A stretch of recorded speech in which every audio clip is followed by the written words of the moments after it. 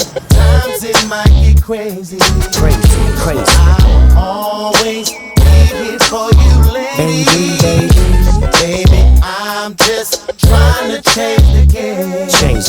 So let me work the thing. Let me do my thing. Young, dumb, and full of a little crazy. The homie, where you from? I bang the vet and bang the set. Tat on my neck, tech on. Yeah, watch your step. He won't fuss, he'll just boss. Ask I left him in dust. Trust he'll bust, cuss and get drunk and talk big. Mac yo so quick and dip.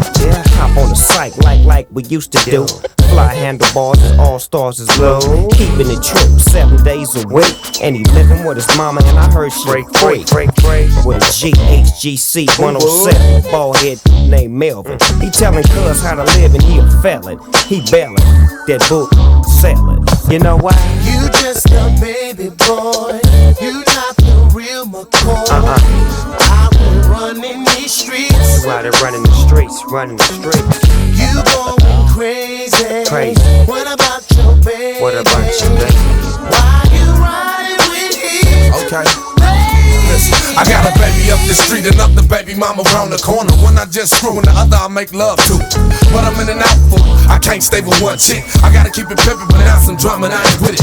Partner that used to knock my son mama up just got out. The moms threw your boy out for banging on his spouse. And oh boy, now he up in baby house. What I'm gon' do? Should I set it off and play myself like a fool? I'ma keep it cool and see how long this here gon' last. I scooped up my son, he tried to play me with a ghetto pass. I ain't having that. Grab my strap, I got to do something. Fresh out, but to me, partner ain't nothing. And I'm a baby boy with nothing to lose. Big Snoop jacket. I'ma lay him down. Mr. 10, y'all, please believe it. A baby boy, yeah.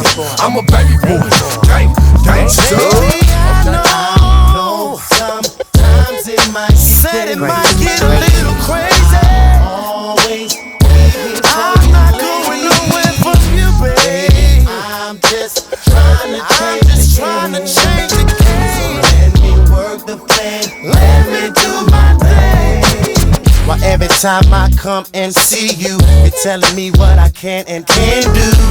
Girl, you're losing your mind. Baby, you tell your friends I don't treat you right. You say I'm living another life. I wanna make you my wife. Yes, I do, baby. Girl, you're about to drive me crazy. You cut me down and call me lazy. I guess I'm just another baby boy. Oh, no.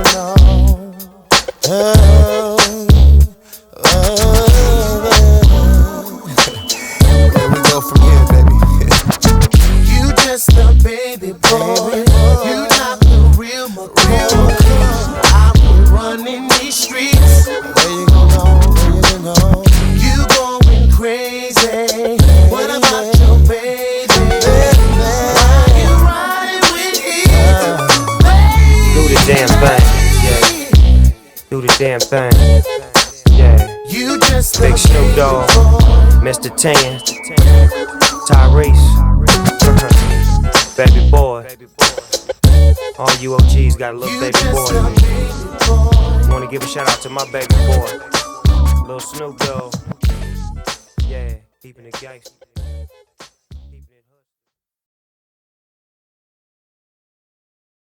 Blaze up. Oh yeah, worldwide, west side, yeah, Mac 10, with the dog pound, yeah, and the hits don't stop. Sucker, but I'm cabin. Check it, hey dad, say what? Check this out, dog. Now when I come to y'all hood, y'all watch my back. And when you come to Inglewood, I'ma front you a sack. So we can grind and get away with the cash like a caper, cause it ain't about the set trip, it's all about the paper. Made of poverty seats on the rides like yeet. Above a Lex piece and I keep my khakis street. Mac 10 is the lick, and you know what my set be. Connect gang, nigga from the west where the best It be. ain't no question, Zach. You down to blast for me, down to ride for me, down to die for me. I come through for these sucker ass niggas for rap. Come creeping on them slowly for shorty showing depth. Pull out the Mag 90 automatic for static. Blast a couple of niggas, leave them more panic. We swerve and hit the curb, smoke some murder. Came up too much, too tough and too rough. We in the war zone, where the war zone, where your gun, nigga. Show 'em where you from, nigga. Riding ass, young nigga, Arsenal quick. Hot enough to scorch with the double fours on the hip, rolling with the course, he's out to catch a body. Talking about I thought this was a gangster party. Now he's walking around salty as the sea. Talking about was jumping. I'm about to get the pumping and start dumping on something. You over there, party over here. And if you want a trip, we got the straps near. Cause niggas like us do platinum every year. And if I rule the speed, your shit'll disappear. Now everybody in the house, throw your dubs in the air and wave them all around like you just don't care. It's worldwide and dope, so nigga act like you're savvy. Mac 10 in the pound, cooking nothing but the cash. I'm serving niggas like a host with the pound, so take a toast. Dog, this West Coast and I shit bump the most. Cause vine to vine, I swing through the woods of Vingle. And everything I make, fuck around and be a single. From the hoop banging hits to the yes y'alls. Now all down my halls, got plaques on my walls. We might slow the road, sit back and still kick it, but the shit don't stop till we hit a meal ticket. I'll be goddamn, I'm in it for a meal ticket and the goal successful. I don't know to prove a show. Usuals, move a corner, hit a block back to back. I don't know what's like that. Where the gangbangers hang at? They say, Daz, you a rider? I reply, well hell yeah, I'm a rider. From the east side of Long Beach to the west side of Inglewood, on the cash mission, Bellinwood to hood. Once upon a time in the early stages of my life, sacrifice out for the loot, shaking niggas like dice, forever in a day. Say what you say on the mic, I display. Philly to LA, I've been all over from Crenshaw and Imperial to 108. I'm sure Mac got my back. It's all about mashing, cash and heating the stash when you're with a neighborhood of assassins. You over there, party over here. And if you want a trip, we got the straps near. Cause niggas like us do platinum every year. And if I rule the speed, your shit'll disappear. Now everybody in the house, throw your dubs in the air and wave them all around like you just don't care. It's worldwide and dope, so nigga act like you're savvy. Mac 10 in the pound, dog. What do you consider fun? That's the bomb, that's the bomb. All day, night, and all day long. That's the bomb, that's the bomb. When you wake up in the morning and start to yawn. That's the bomb, that's the bomb. All day, night, and all day long. Come on, that's the bomb, come on. Yeah. Dub SCG, DPGC. Take a picture trick. Yeah, take a picture trick. Yeah, take a picture trick. Yeah, it might make the grid. Don't stop. Don't quit.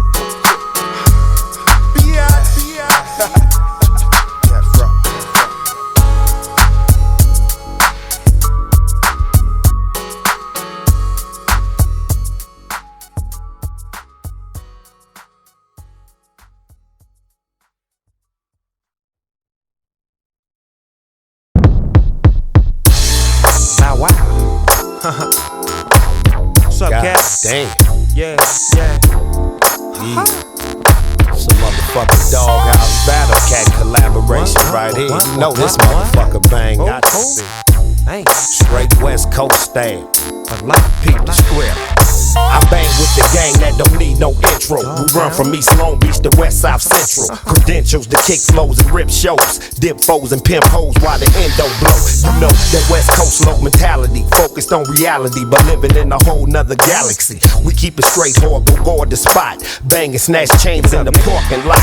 Don't matter, it still be fine hoes together. Pick about the thickest bitch and I got to have her. It's routine to coop clean, let's hit the show. You know we all fucking once they glimpse the pole. Grip the satin in my hand, pack the gat on my lap. Cause it's hating when you're skating and your pockets is fat. Don't act for a minute like your ass surprised. Just recognize the real way the gangsters ride. If it ain't chronic, don't blaze it up. And if it ain't a Chevy, don't raise it up. You know we keep it banging, don't fake the fun. So all the real niggas stay gangstered up. We making paper, suckers only claim to touch. By sticking to the script and never changing up. You know we keep it banging, don't fake the fun. Keep it real, motherfuckers, stay gangstered up. It's going down, motherfuckers. Like that, sound like Battle Cat. Been upstairs with Zach. And the knocking don't stop. I hope nobody don't call the cops. It don't stop. The beat to make it pop lock. Not better yet, cause the shit'll keep your Glock cocked. You think I'm tripping? Fool, I ain't bullshitting. You better read up on the shit to keep the ladies non-fiction. Watch out for the friction. This West Coast on mine, and fuck anybody diss a nigga listen. Doghouse style, cause I'm a gangster crib. See walking, holding on the extra clip. Now you wanna be a friend, but you gon' make me unload and slap the other clip in, reload.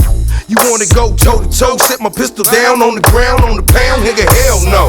I'm not staying gangstered up, cause it just lives in me. And when I've seen enough, I guess that's when I'll free somebody. One said what really see. Nigga, don't speak on me. I won't stop, so let me be.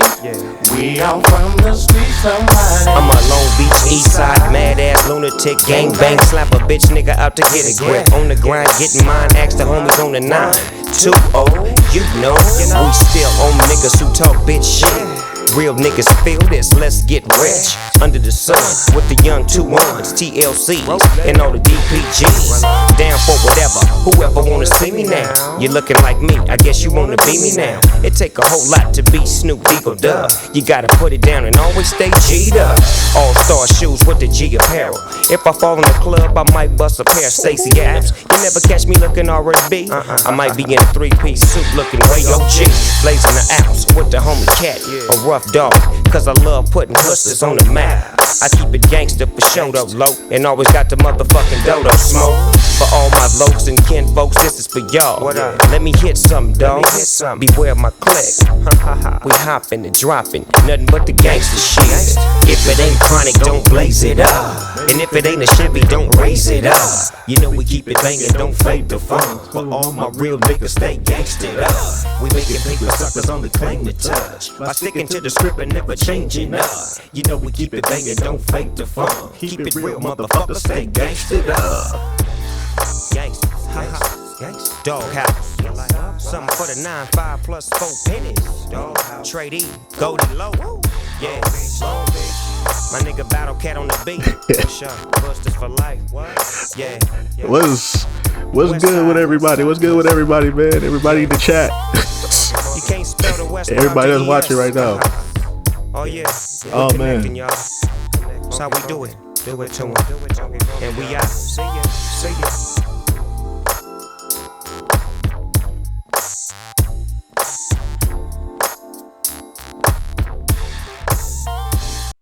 All right. We done jammed out enough. All right, cool. All right, what's going down? It's been a minute since I've been over here. Had to get all the cobwebs and spider webs on up out of here, man. Place kind of dusty over here. I had to do a lot of cleaning up over here, but we back after what? A couple of months ago. I think the last time I streamed over here was like some random time in April, May.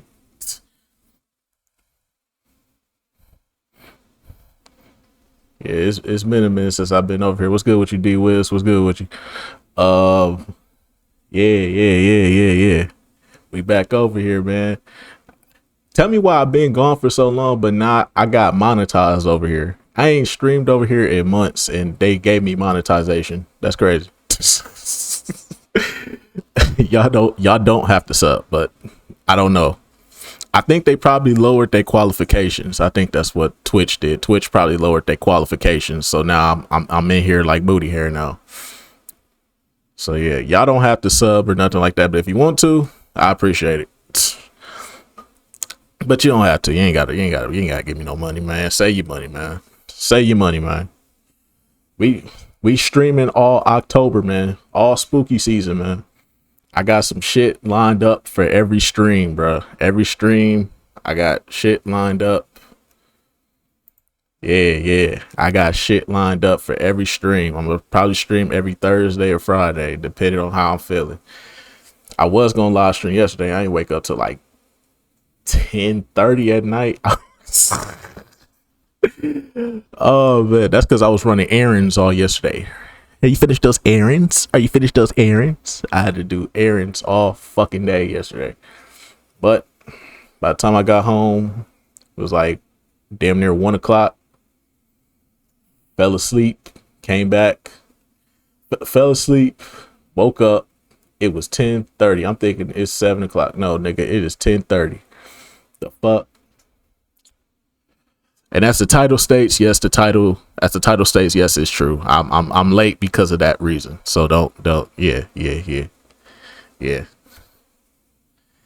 Don't ask me no questions. But how y'all doing though, man? How everybody doing, man? How everybody doing, man? Everybody good? Everybody straight? That's what's up. That's what's up.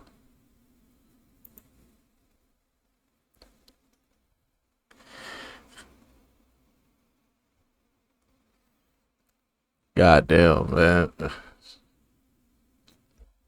Alrighty, so for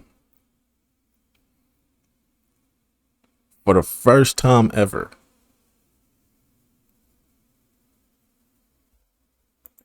I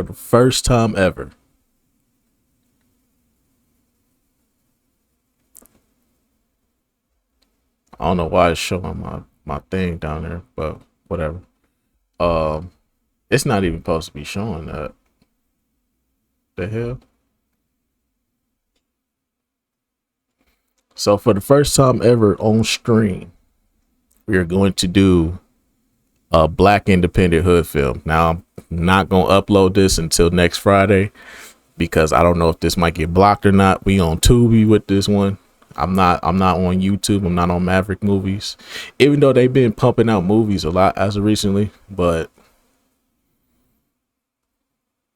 yeah, I want to do some Tubi movies instead. So we're going to do a Tubi movie. It's called BFFs. It seemed interesting. I've been looking up like good Tubi movies. Is it a Brian Hooks movie? No.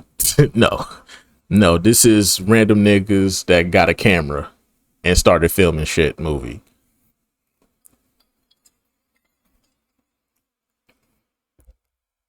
I don't know about Brian Hook movies though. I don't know if the latest ones he been doing, I don't know if them motherfuckers is copyrighted or not. They might be copyrighted. I don't know, but we'll have to see. We'll see though. I'm gonna probably try to do some more Brian Hooks movies, but as of right now, we're gonna get back into this. This seemed a little interesting. I've been looking up like Tubi movies that are like quote unquote somewhat entertaining, so take that with a grain of salt because it's a Tubi movie. But yeah, we're gonna get right into this, man. It's called BFFs. Apparently it's about it's basically like a Temu version of like Why Did I Get Married? but it's Tubified, so we'll see. How you Tubified a Tyler Perry movie? That's crazy. But anyways though, without further ado, man, let's get right into this. This should be interesting.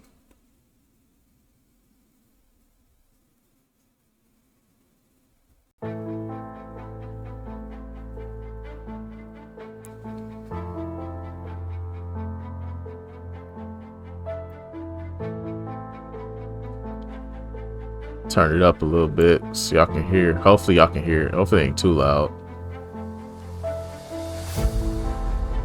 How I feel about Drake buying a fake Tupac chain. That's what he get.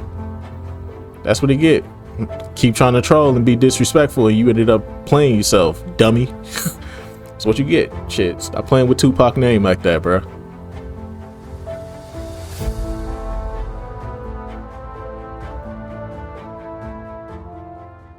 That's exactly what you get. No. Hey, yo. Please. Hey, yo. No. Don't.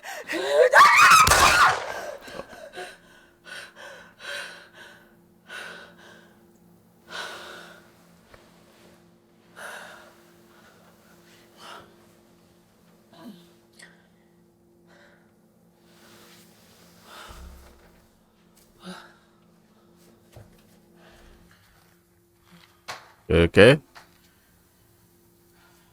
Wait, what? Wait, what the hell? Hey, yo. Hey yo, hey yo, hey hey hey hey hey hey yo, hey yo, hey yo, hey yo. What the hell we walk in on? Oh yeah, they definitely took inspiration from Tyler Perry. What the hell? Best friends forever, my ass. They really ended that on a Drake quote. They said, "No, I see why Drake said no new friends." That's how we end this movie off, on a Drake quote. Come on, bro.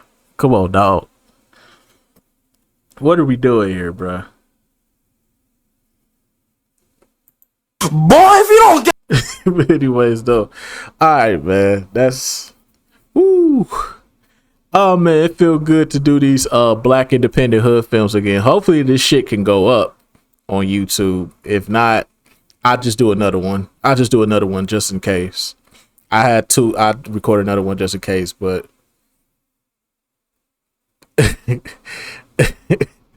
but hey, if it don't go up on YouTube, hey, it's a Twitch exclusive then. I'm definitely gonna try to do more. I'm definitely trying to get back into this because I've been getting a lot of requests to go back to the black independent hood films. Said Master P would never. You got there right. You got it right. You got that right. Master P gonna at least give you an ending. God damn. Master P gonna at least give you a decent ending, bruh. He gonna end it off. If he not, he gonna end it off like they did Boys in the Hood, bruh. Like with the words at the bottom telling you what happened to every character and shit. That's the least they could have did, bro. That's hood movie 101. If you're not gonna give us an ending, at least give us the pictures with the words at the bottom telling us what happened to every character. Come on, bruh. Come on, bruh. That's hood movie characteristics 101, bruh.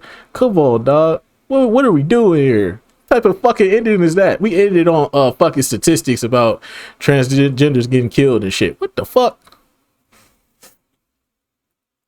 Exactly. If it was based on real life or something like that, nigga, this is the hell, dog. Get me out of here. Get this bullshit up out of here, man. All right, man. Now we can dive into the YouTube world. I don't really got too much planned. Luckily, this movie was only an hour long, so I ain't got too much planned.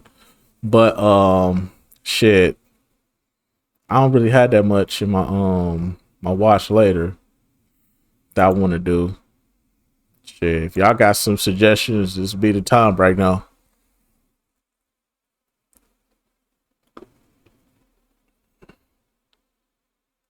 Says something the writers of the Tupac bio would do. Most definitely. Shit.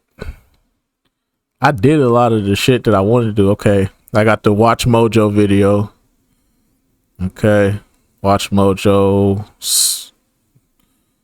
The SmackDown video. I kind of want to do this one live, but I don't know. Y'all want to do? You never did the Rampage Jackson video. Oh, okay. Didn't he just get locked up though? Didn't Roger Jackson just get locked up though? I could have sworn he just got locked up, or they say he got arrested. One of the two. I got a dunk contest video. There you go. I don't know. We'll see. I can do one for the Roger Jackson situation. I said Jaja. What the fuck?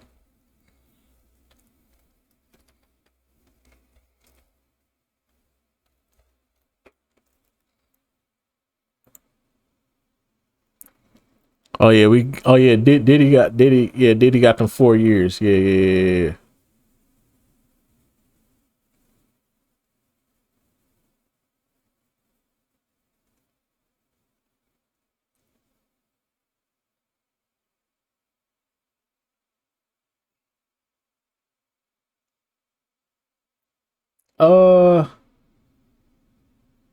Let's see here. I know Chisel did it. I'm trying to see. I probably have to go to his channel. I know Chisel did the Roger situation. But definitely gotta do the Diddy one first. Gotta get the Diddy one out the way first. Diddy must be taken care of first. We must take care of the Diddy, the diddler. Let's see here.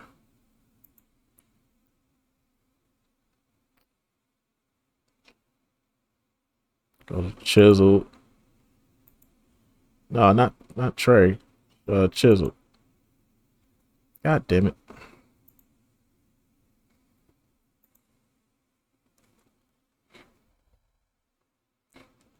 Okay, let's see here. Chisel, he did it. So go to videos. I need to get back on my football shit too.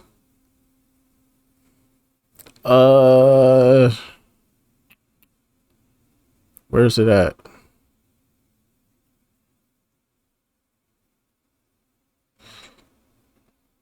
There we go. Okay, we'll do that one. But first, we must get the diddler out the way, man. They put that man in jail. They said, not guilty. Y'all got to feel me. The judge said, no, sir. No, sir. You're going to jail. But it is low key kind of weak to send a nigga to jail, though. But we'll talk about it. We'll talk about it. Hold on.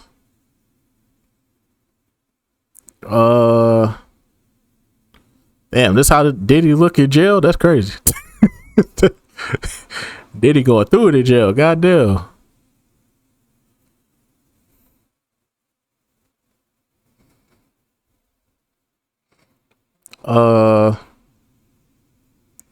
I guess we'll do this one, I guess.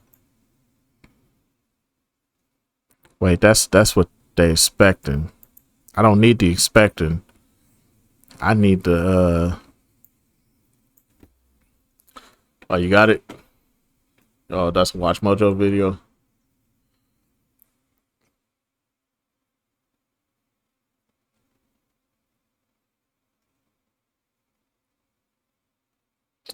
What the hell? Nick, you talking about I'm violating with the ad blockers, man. That's what I hate about Google. Get the ad blockers up out. No shit. Not about to sit through 500 ads. 500 ads for a 10-minute video. Fuck out of here. I gotta turn that turn this off real quick. I'm gonna disable. No, I just take it off. That's all I gotta do is take it off.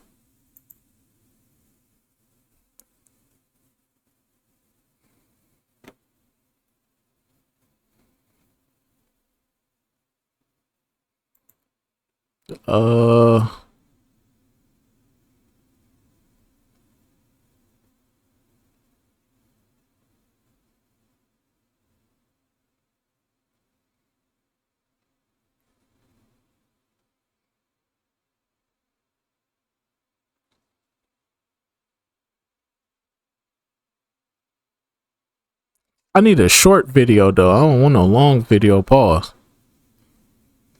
I need like just a 3-minute, 2-minute video.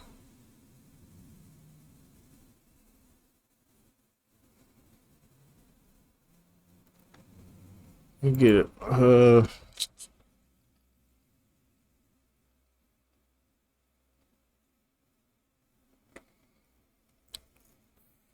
4 years.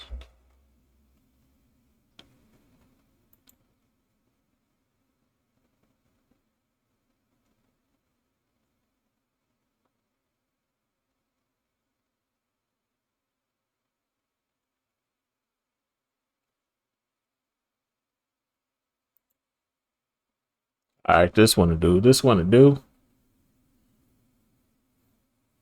Sean Diddy Combs learns if he will.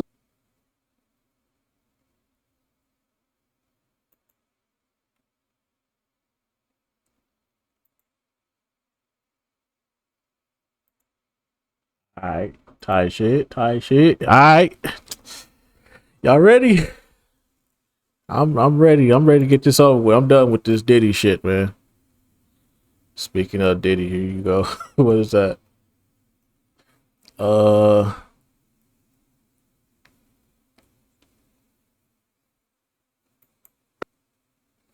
What's it? You near it? You stole my baby mama for free calls. It's time to take down Pub. Alpha 50 Cent going crazy on Instagram. Recruit a group of celebrities who love to party. It's freak off time. Hey yo, bad boy baby. Astroglide, Honey Packs. Rhino pills, Magic mushrooms, MDMA. Baby oil. let me see that mangina. You reached the climax. I'm tired of paparazzi. You're standing off beat and out for rent money. Let's work. Go freak off Rangers, you mighty morphin' freaky Rangers. Sexy, can I just pardon my Hey manners? yo, that nigga Ray J been wildin'. Hold on. Hold on. Wait a minute. That nigga Ray J been wildin' as of recently. That nigga Ray J was definitely at them free calls for sure. That nigga Ray J was wildin'. Let's do this. Let's get this out the way. Y'all. Let's get this out the way, man. Alright. Turn it down a little bit. There we go. Boom. Here we go. Alright. 3, 2, 1. Let's get it. Action. Everybody know ain't no party like a Diddy party, so. Yeah, that's what's up. Yeah. Everybody know ain't no party like a Diddy party. Diddy party. Like a Diddy party. Diddy party. Ain't no party like a Diddy party. Diddy party. Like a Diddy party. Diddy party. Ain't no party like a Diddy party. Diddy party. Like a Diddy party. Diddy party. Ain't no party like a Diddy party. Diddy party. P. Diddy be wanting the body. And you gotta tell him no. Tell him no. And you gotta tell him no. Tell him no. And you gotta tell him no. You got to tell him no. I did. Come on, man. This man, it's over, ladies and gentlemen. It's over. It's finally over, ladies and gentlemen. We can finally put this thing to rest. It's finally over, y'all. This man got 4 years. 4 years.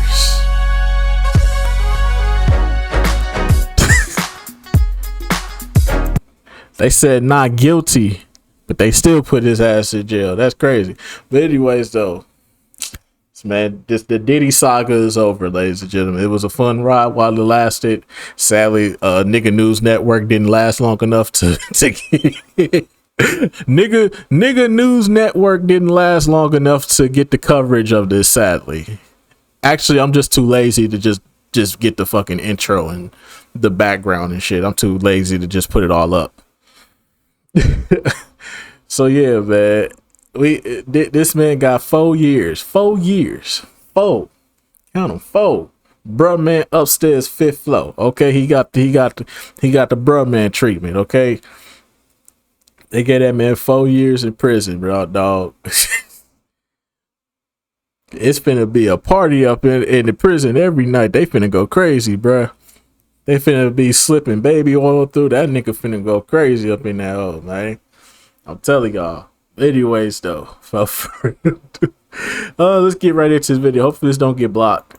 Will be spending even more time in jail. After being convicted on 2 prostitution-related offenses, but acquitted of sex trafficking and racketeering charges in his sex trafficking case, a federal judge has sentenced the Bad Boy Records founder to 50 months in prison, followed by 5 years of supervised release. He must also pay a fine of $500,000. Combs also has a right to appeal the sentence.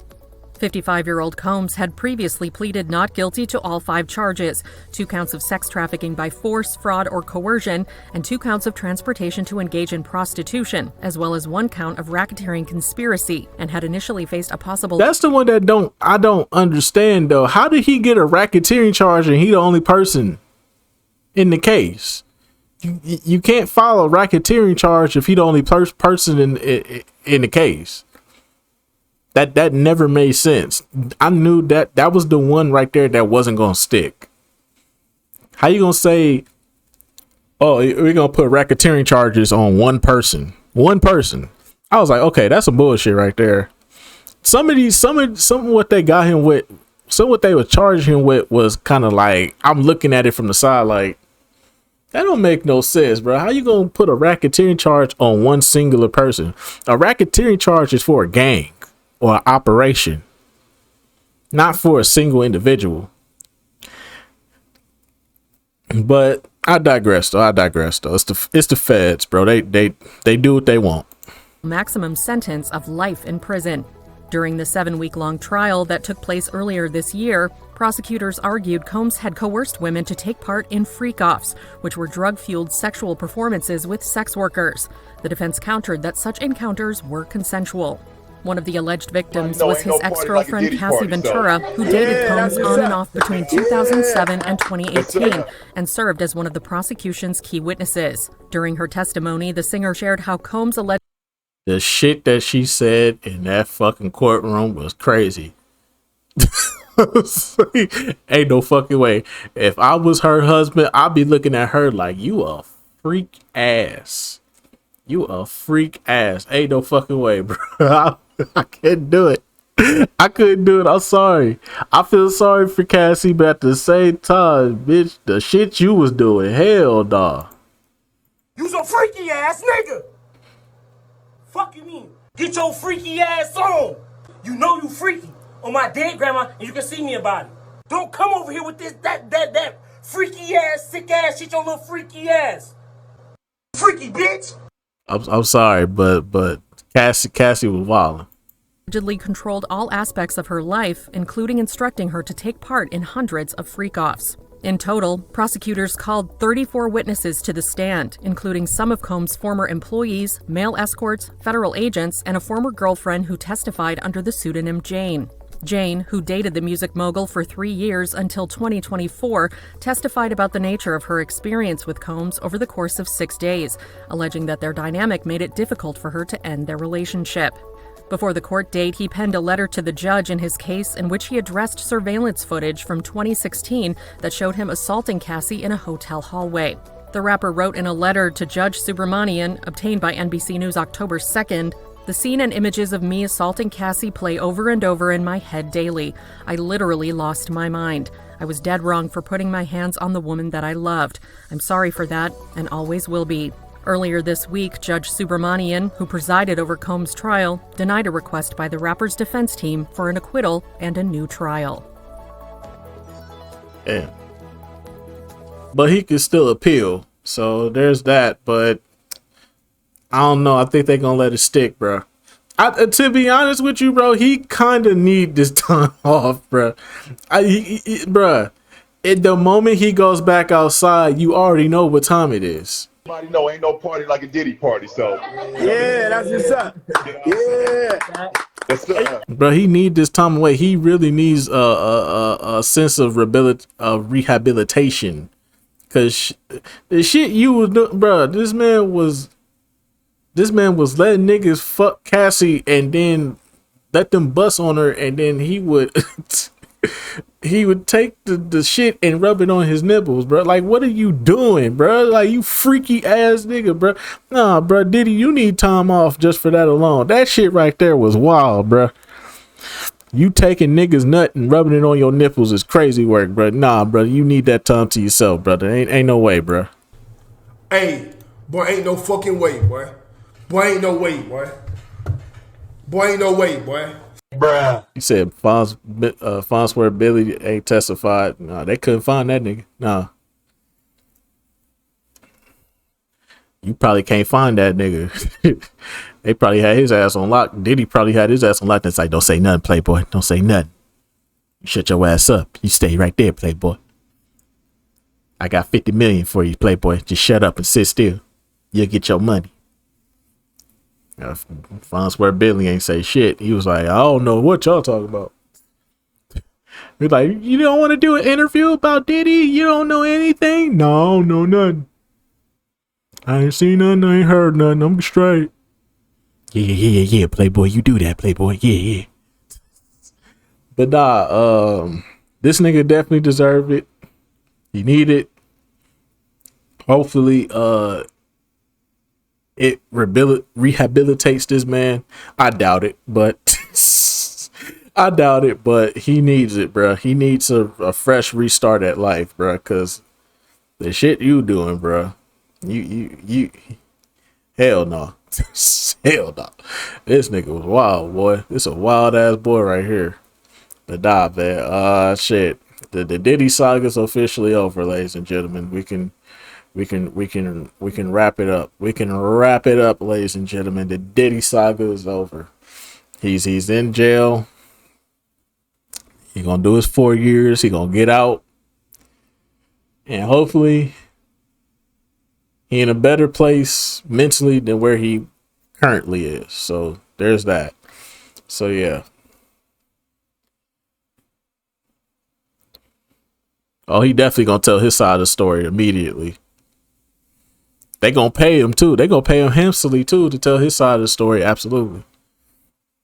They gonna pay him handsomely. As soon as he get out, he gonna have him some money lined up.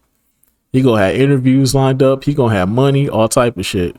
But yeah, man, Diddy, hopefully you get the help you need. You still a bitch ass nigga in my eyes, cause I'm still on that shit about you. Well, if you had something to do with Tupac, you still a bitch ass nigga to me. If not, you still a bitch ass nigga to me. I don't care. But anyway, let's just go about do it for this one, man. Most definitely. Lock this nigga up. Put him in there with R. Kelly, Tory Lanez. Who else? Who else in jail right now? Raja Jackson. Throw all them niggas in the prison cell. Throw away the key. But anyway, so I just go about do it for this one, man. I will see you all in the next video.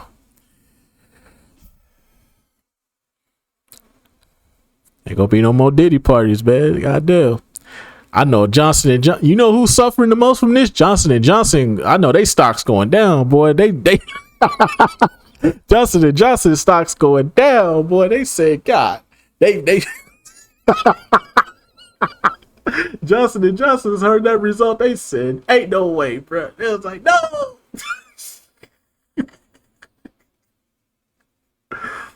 Johnson & Johnson, they said we're sentencing Diddy to 4 years. Johnson & Johnson. It's unbelievable.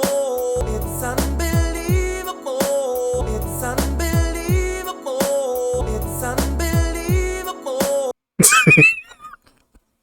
Johnson & Johnson losing their mind right now, man. Baby oil stocks is down. Damn. Baby oil stocks is down. God damn. But anyways, though, I'll see y'all the next one. Till then, deuces. All right. Definitely lost their biggest client.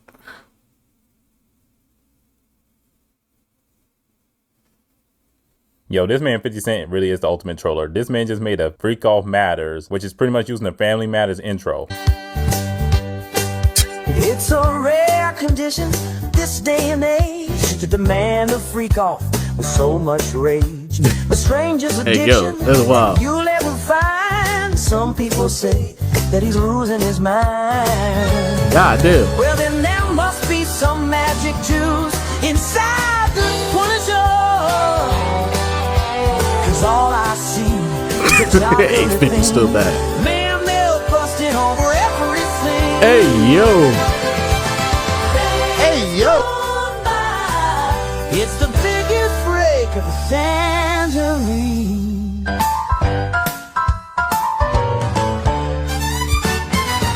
But y'all tell me y'all thoughts about this, cause this man 50 Cent ain't let up on Diddy. Oh, man, hell no.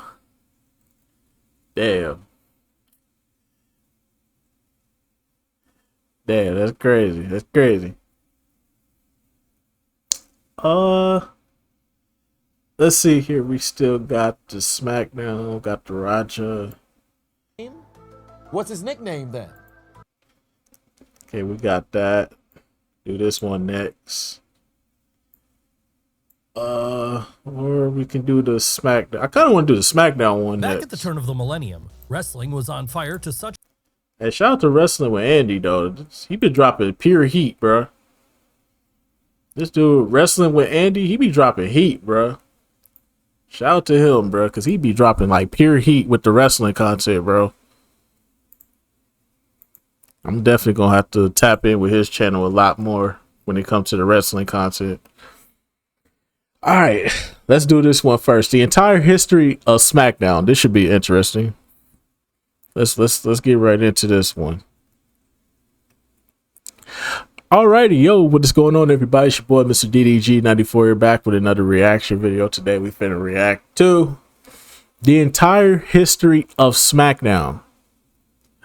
I don't know what this is, but this should be interesting. Shout out to Wrestling with Andy. This dude be putting out pure heat when it comes to the wrestling content, bro. I'm really rocking with his channel. This should be an interesting one. We did the last time we reacted to a video was the best heel each year. So this should be a very interesting video, bro. Most definitely. Without further ado, man, let's get right into it. Back at the turn of the millennium, wrestling was on fire to such a level that the top two promotions couldn't just have one weekly TV show each. No, they had to have two. And for the WWE side of the equation, this second show would end up being one which was called SmackDown. How would SmackDown fare initially, and where has it gone since those early days? Well, that's exactly what we're going to be looking at right now in the entire history of SmackDown. Back in the late 90s, you know what? I this might be a controversial take. This might be a controversial take. But I think SmackDown has been better than Raw for a good chunk of years. Now hear me out. I understand. Raw has been around longer. It's had way more better moments. But nigga, when we talking about SmackDown, SmackDown has always had heat. I know it's a controversial take, but I feel like SmackDown just was. I feel like SmackDown just had better content than Raw. Raw had great content. The Attitude Era, undisputedly, that goes to Raw. But like the Ruthless Aggression Era, the PG era, SmackDown SmackDown low key had it, bro. I like, bro. People sleep on SmackDown, bro. Exactly. When Paul Heyman was on the writing team back in the early 2000s, bro, and then around the time when Eddie Guerrero, John Cena, all them came up, bro, and then the Batista years. Oh my God, this shit was goated, bro. The Batista years was them Batista years, that shit was fire. The Batista, Rey Mysterio, Undertaker years with Edge in the mix as well. Yo, those were some of the most fire years of SmackDown, bro. Telling y'all, bro, SmackDown do not get the love and appreciation that it truly deserves, bro.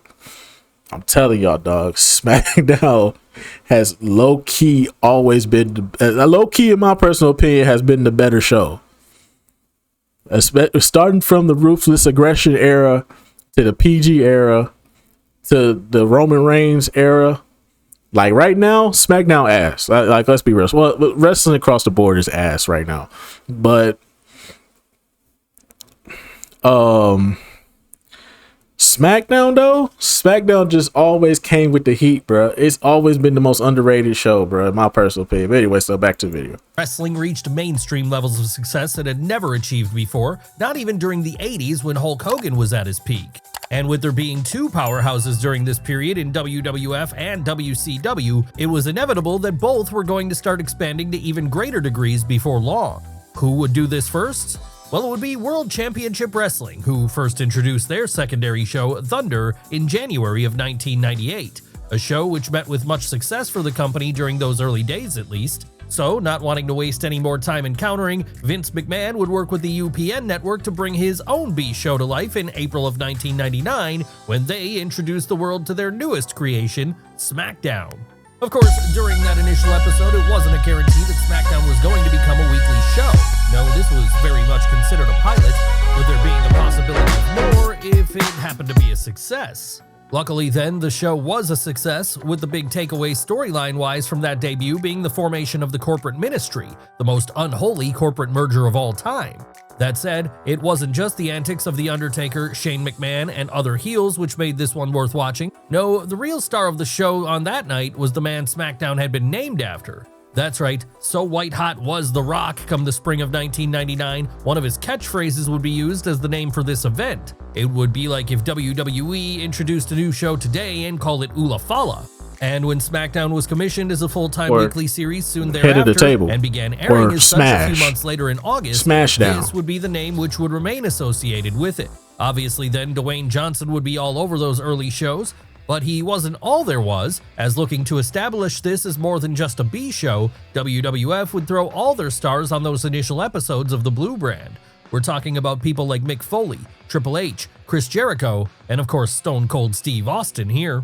And that was a smart move as it happened because during those initial years, SmackDown had a big advantage over Raw in the fact that it was on network TV, meaning it was available to watch to a much wider audience than Raw was on cable. That's really another big thing too. With it being on local television, bro. Like, if you miss Raw, you would get to see what happened on Raw through SmackDown. Nah, I'll take that back. Telemundo. I keep forgetting about Telemundo. Hey, Telemundo was goated. Shout out to Telemundo, man. What's up for Telemundo, man?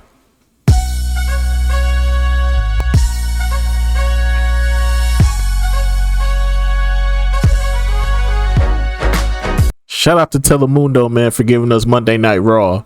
Even though it was in Spanish and we couldn't really like hear what we couldn't hear what everybody was saying because the dude was talking over him in Spanish, but still, shout out to Telemundo though.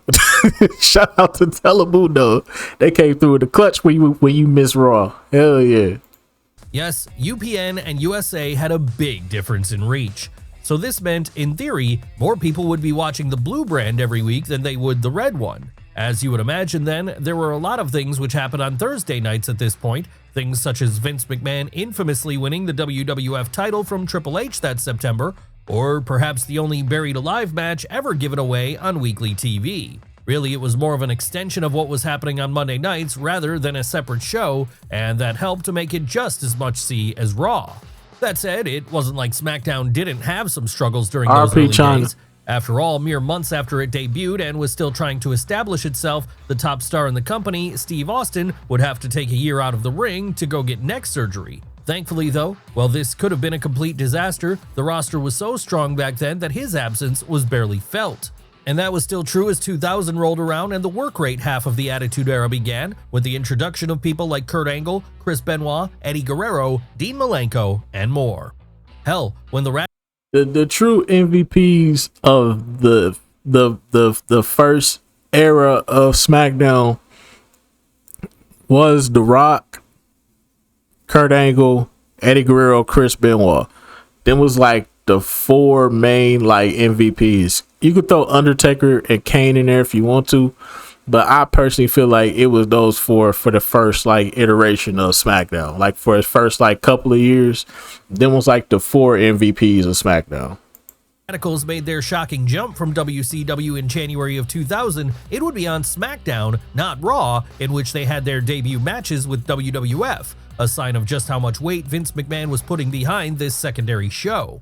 And it would also be on SmackDown that plenty of other iconic moments occurred throughout that year, moments like Mick Foley's transformation into Cactus Jack, Steve Austin briefly returning to blow up the DX Express, and The Rock doing his famous sliding people's elbow. Then there's the fact that so much of the McMahon-Helmsley era, which dominated a lot of WWF TV at the start of the millennium, would take place on the Blue Brand, with it being there that both Triple H beat the Big Show for the WWF title, and Stephanie McMahon beat Jacqueline for the WWF Women's title. Needless to say then, as a counter to Thunder, this was a very successful experiment for WWF. And as a show which could stand right out there alongside Raw in terms of importance, it was even more successful. And that was all evidenced when, once WCW went under in 2001 and was bought out by Vince McMahon for pennies on the dollar, the Blue Brand remained a key part of storyline advancement in WWF all throughout the Invasion angle. Hell, sometimes it would get bigger moments than the Red Brand did.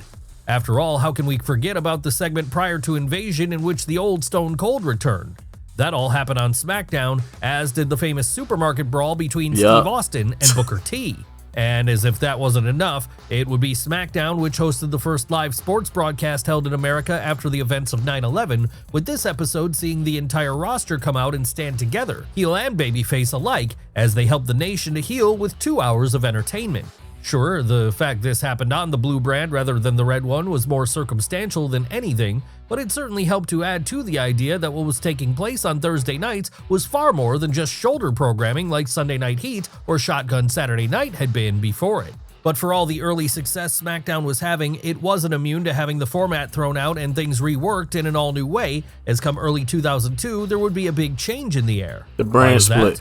Well, this was the point where, realizing that them no longer having any competition was having a negative effect on their business, WWE decided to try and manufacture their own internal competitor. Yes, this was the point where Raw. The first iteration of the brand split was great. The first iteration. But somewhere around like what, 2010, I want to say 2010, 2011, when they pretty much did away with the brand split. Oh yeah, RP test. But the first brand split, they did it so fucking perfectly. Like when they brought it back in like 2015, 2016, ass. It's been ass ever since. And nowadays the brand split don't even fucking matter. Like, bro, when's the last time they did a draft? Exactly. They ain't did a draft in like 2 or 3 years now, bro. They did a draft in 2 or 3 years. Motherfuckers just be jumping on either show, bro. Why is LA Knight on Raw now all of a sudden? LA Knight just jumped ship to Raw and they ain't tell nobody. So he's just a Raw guy now. Fuck out of here. The brand split don't matter, but they need to just get rid of it, bro. Go back to what they was doing in like 2010, 2011, 2012, 2013, bro.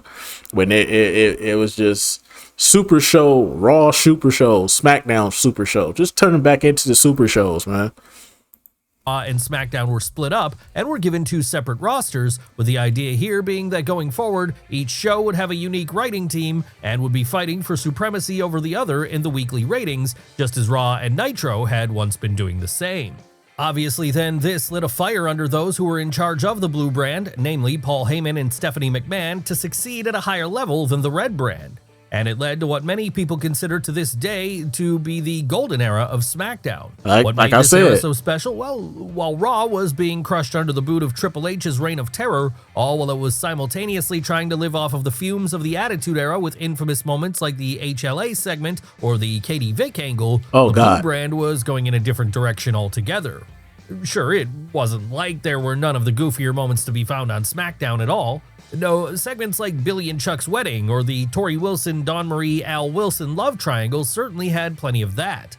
But back then, the show was a lot more focused on great in-ring wrestling above all else. Basically, this is what ECW would have looked like if it had lived on into the mid-2000s, something Paul Heyman has alluded to in the past when he said he imagined the Philly promotion morphing into something more akin to early Ring of Honor, where it would have been all about work rate rather than the same shock tactics which got over during the late 90s. And this was certainly a move which was well received by fans, as with the SmackDown 6 at the helm, Thursday nights largely became seen as the must-see night to tune into WWE, far more so than the flagship for a while.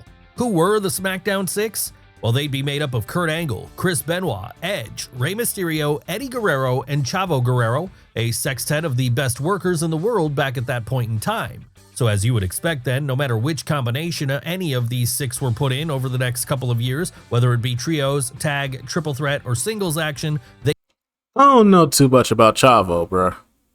Los Guerreros were a great tag team, but I don't know too much about Chavo being like one of the best of the best on the roster. Come on now. Come on, man. Come on, man. I'm just saying, bro. Chavo in top 6. Come on, bro. I would make a slight hint. I would make a slight hint at I'm trying to think who else was on that roster on that time.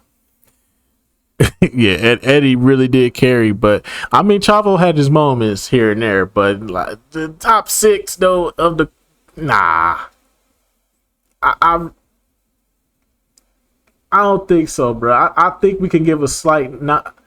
I think we can give a slight nod to I don't know, was this 2002? Yeah, this was 2002. So shit, I'm trying to think who else was on the roster in 2002. SmackDown 2002. I don't know about Chavo Guerrero though. I'm just saying, bro. They always delivered to the point that they soon became synonymous with the quality of the brand overall. But they weren't the only big names SmackDown had during the early days of the brand I extension. mean, you would say Brock Lesnar, but he was like jumping ship from like Raw to SmackDown. No, there was also another major player to be found in none other than Brock Lesnar. Hell, it was Brock who ended up becoming the first Blue Brand exclusive world champion when he brought the undisputed title to SmackDown full-time in the autumn of 2002 after winning it from The Rock. And it was him who would go on to have a series of classic matches over that belt with Kurt Angle, with one of these matches, their 1-hour Iron Man bout on the September 18th episode of the Blue Brand, still being amongst the best WWE has ever given away on These two right here, Kurt Angle and Brock Lesnar. These two right here were putting on nothing but 5-star classics every fucking time, bruh. Every fucking time, bro. These two would just put on 5-star classics, bro. Just go in there and just put on bangers, bro. Every fucking time, bro.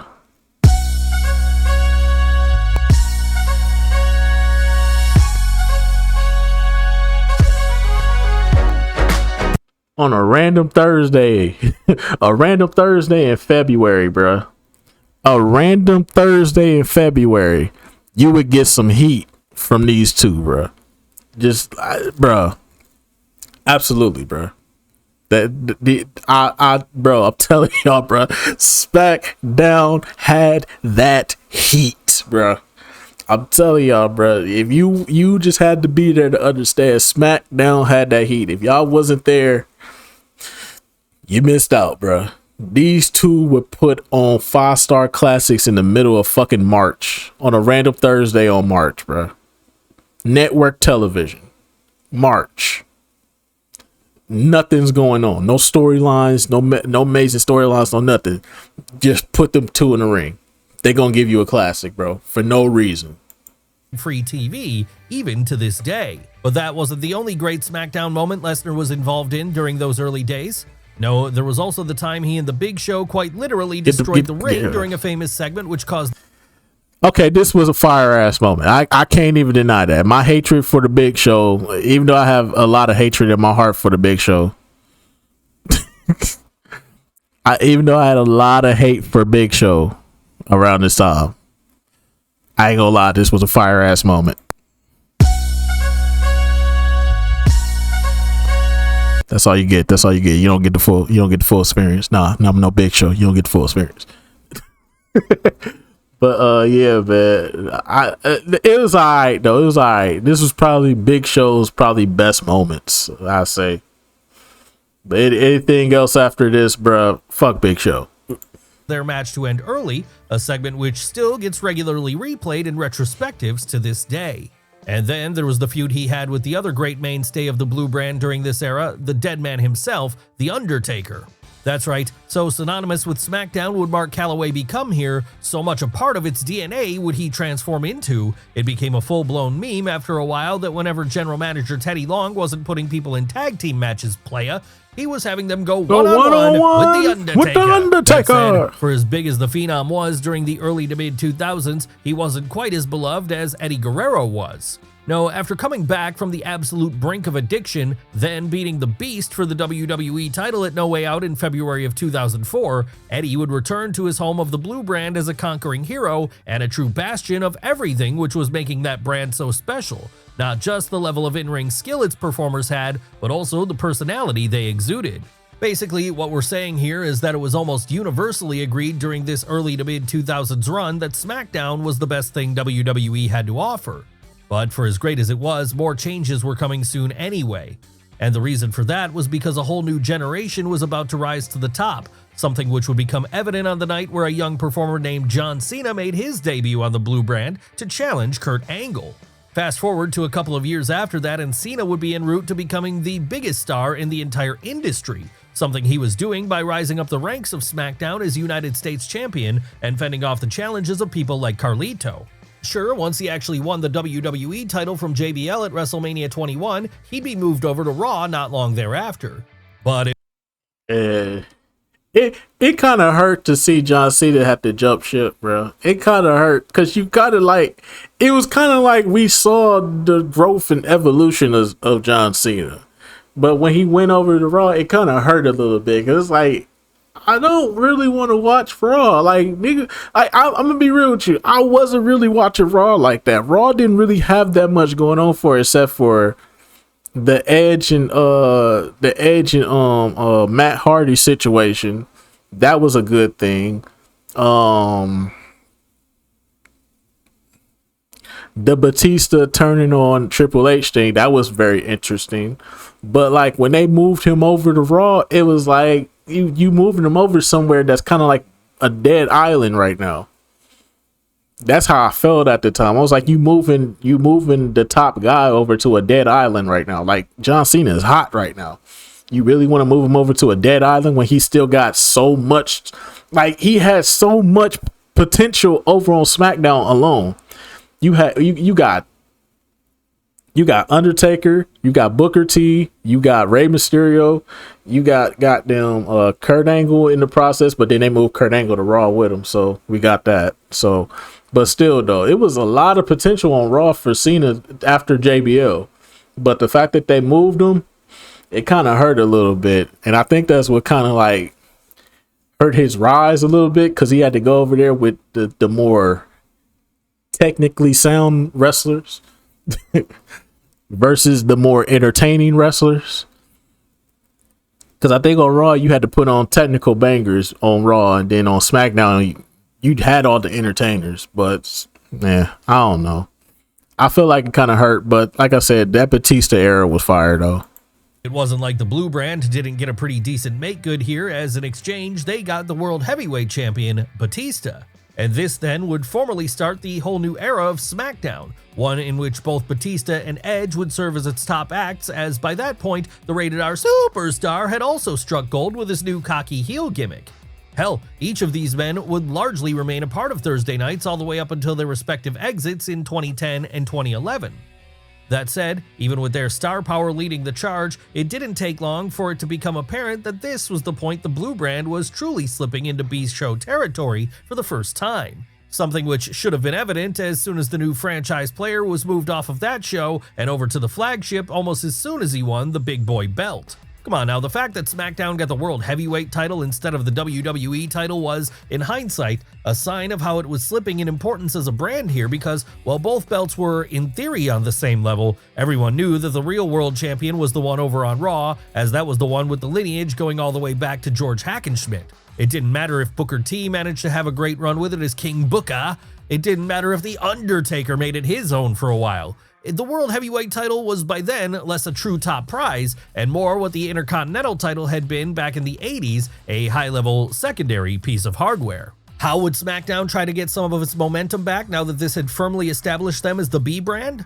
Well, the addition of up-and-coming names like CM Punk were one way, as during his Blue Brand feud with Jeff Hardy in the late 2000s, he really showed he could rise to the occasion. But as was becoming the case so often by then, this success only saw him eventually be moved over to the real A show, Raw. Honestly, there was a point here where as the 2010s arrived, it had never felt less important to tune in to what was happening on the secondary show. Y'all was sleeping on this, man. Y'all was sleeping on SmackDown, bro. I'm telling y'all, the 2010s SmackDown was still dropping heat. 10 times better than what was going on Raw. What was going on Raw in 2010? The goddamn celebrity guest hosts. That shit was terrible. The celebrity guest host shit was terrible, bro. It was terrible. It was garbage. The only good thing Raw had going for it was the Nexus. That was it.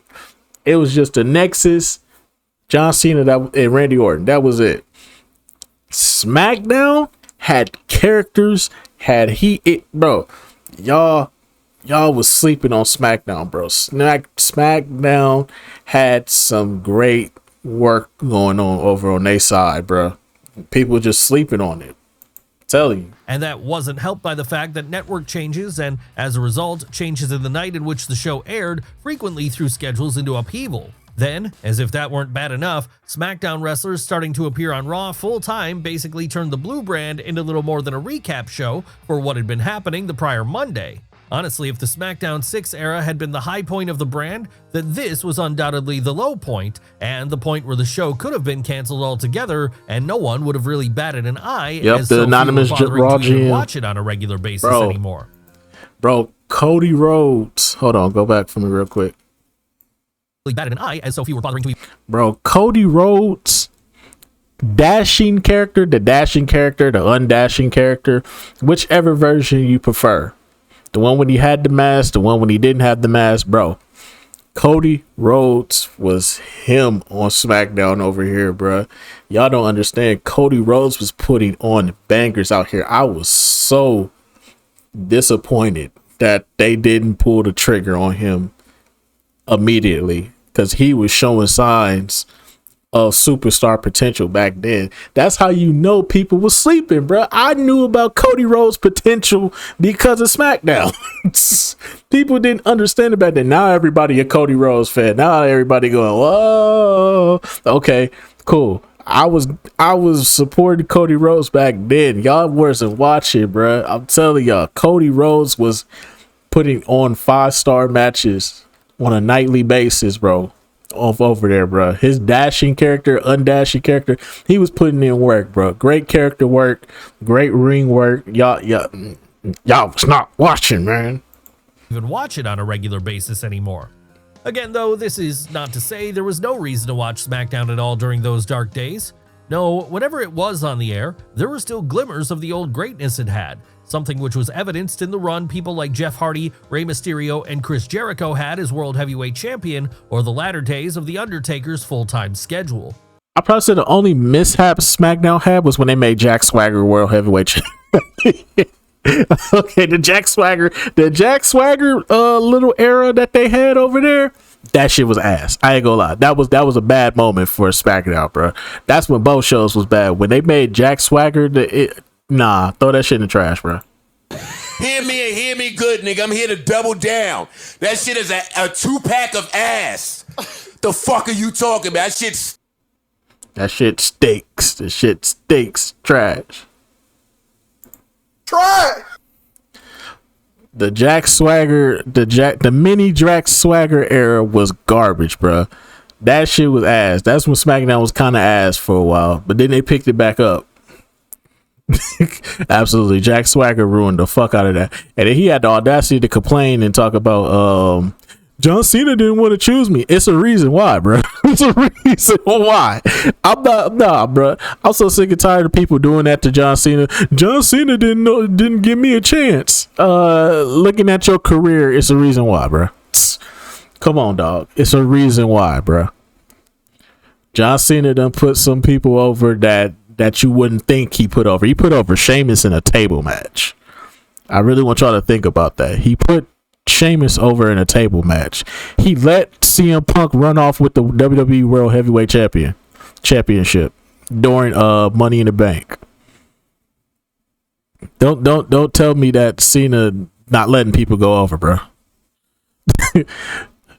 Jack Swagger being the last Lucha Underground champion was disrespectful. Oh my god. That shit was that shit was that ass. Every promotion this man has been a part of, he is the worst part about it, bruh.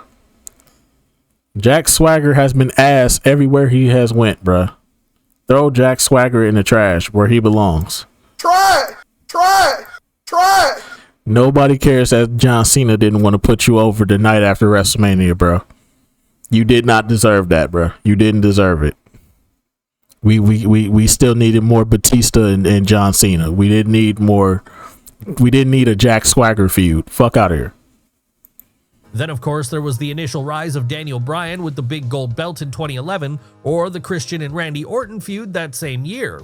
Basically, what we're saying here is there were still a few embers burning in that fire, even if the fire was almost burnt out completely. It's not like it ever dropped to the level of a Sunday Night Heat or anything. And that would be enough to see the show limp on to 2016, at which point it would get a second lease on life. What happened here? Well, with WWE deciding to reinstitute the brand extension, SmackDown suddenly had a purpose once more. That's right, going forward, it would once again have its own roster and its own titles, with the initial roster here managing to outshine the Raw one, just as it had done in the early 2000s.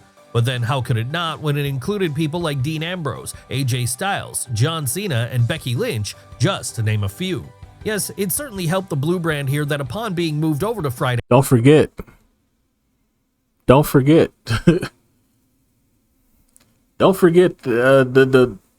the most important MVP of this era, James Ellsworth.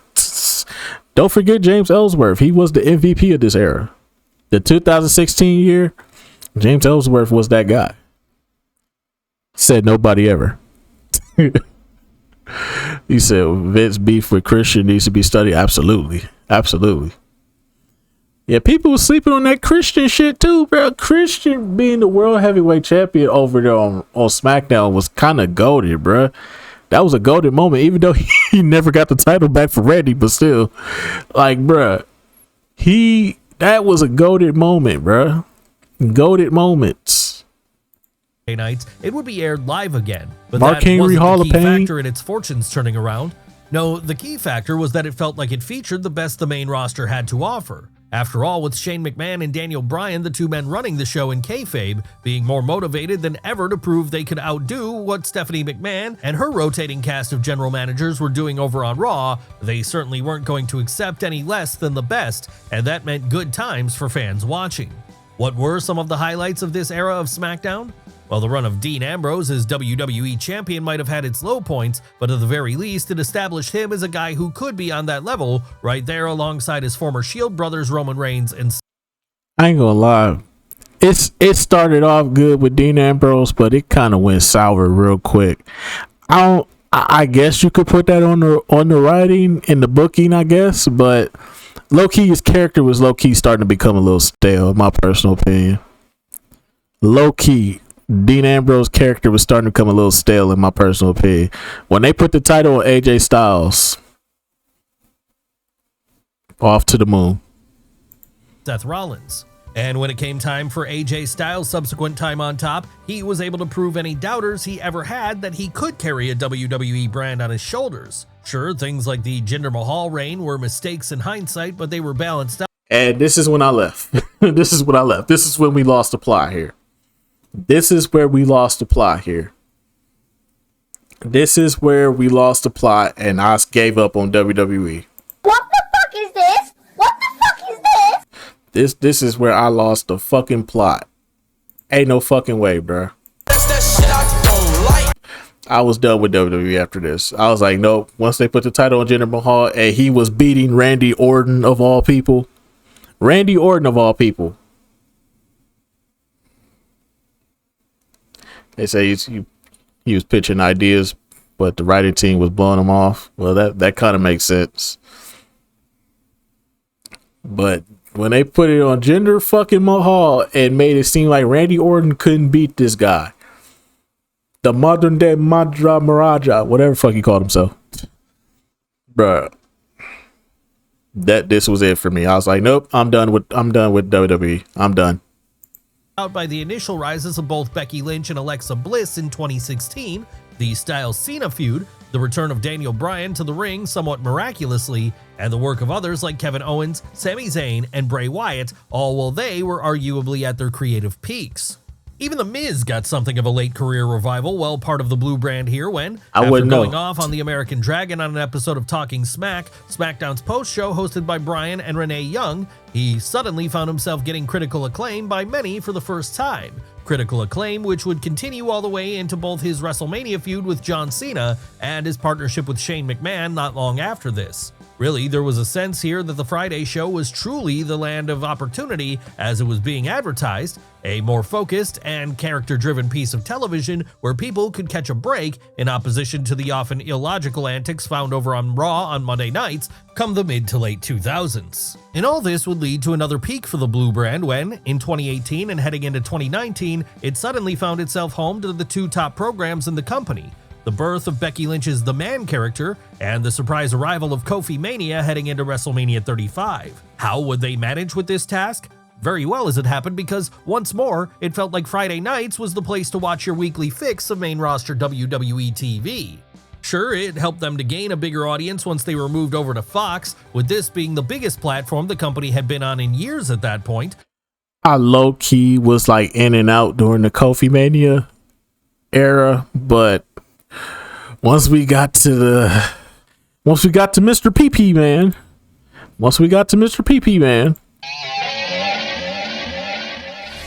bruh, once again I checked out. a true major network which all but B was good guaranteed a with you. massive increase in viewership on a weekly basis. But even if that hadn't been the case, SmackDown still felt like the better show when compared to Raw here, something which was evident in the fact that so many of the big stars like Roman Reigns, found a permanent home there come the end of the decade. Really, you could argue that while there were plenty of times in the past where the blue brand was outshining the red one, this was the first time that WWE had truly treated it like the A show, something they clearly wanted to do on account of it now being on a better network than Raw was. And that would continue to be the case for the next few years. Unfortunately, though, there would be some rough years during this time period too, as we were about to enter into the dreaded era of the lockdown. Yes, it was in early 2020 that the world shut down. This is when I came back to wrestling. I still can't watch that WrestleMania. What was it? WrestleMania 36? The pandemic WrestleMania. I still can't watch that one. Nope. I can't watch it. It's too weird, bro, to hear. It's really the women matches, bro. When all you hear is women just grunting and moaning and stuff like that, and it's like, bro. It's like y'all can't add in some sound effects. It sounds like it sounds like I'm on the hub right now. I couldn't watch the pandemic WrestleMania, bro. I couldn't watch the pandemic WrestleMania. I couldn't do it. It felt like I was more on the hub than I was watching a wrestling event, but still. Down for about a year and a half, and because of this, suddenly no fans were allowed in attendance at any sporting events. So this was when WWE introduced the Thunderdome, a giant video screen wall in which fans could tune in from home. Now, it wasn't ideal, but it was the best that the company felt they could do given the circumstances. And it would be something we'd all get used to very quickly, as on both Raw and SmackDown, it soon became the norm. But while Raw was understandably struggling in the Thunderdome era, SmackDown did have an ace they were about to play in order to get fans interested again, in spite of. I don't even think we gotta say it. We ain't even gotta say it, bruh. Just play the music.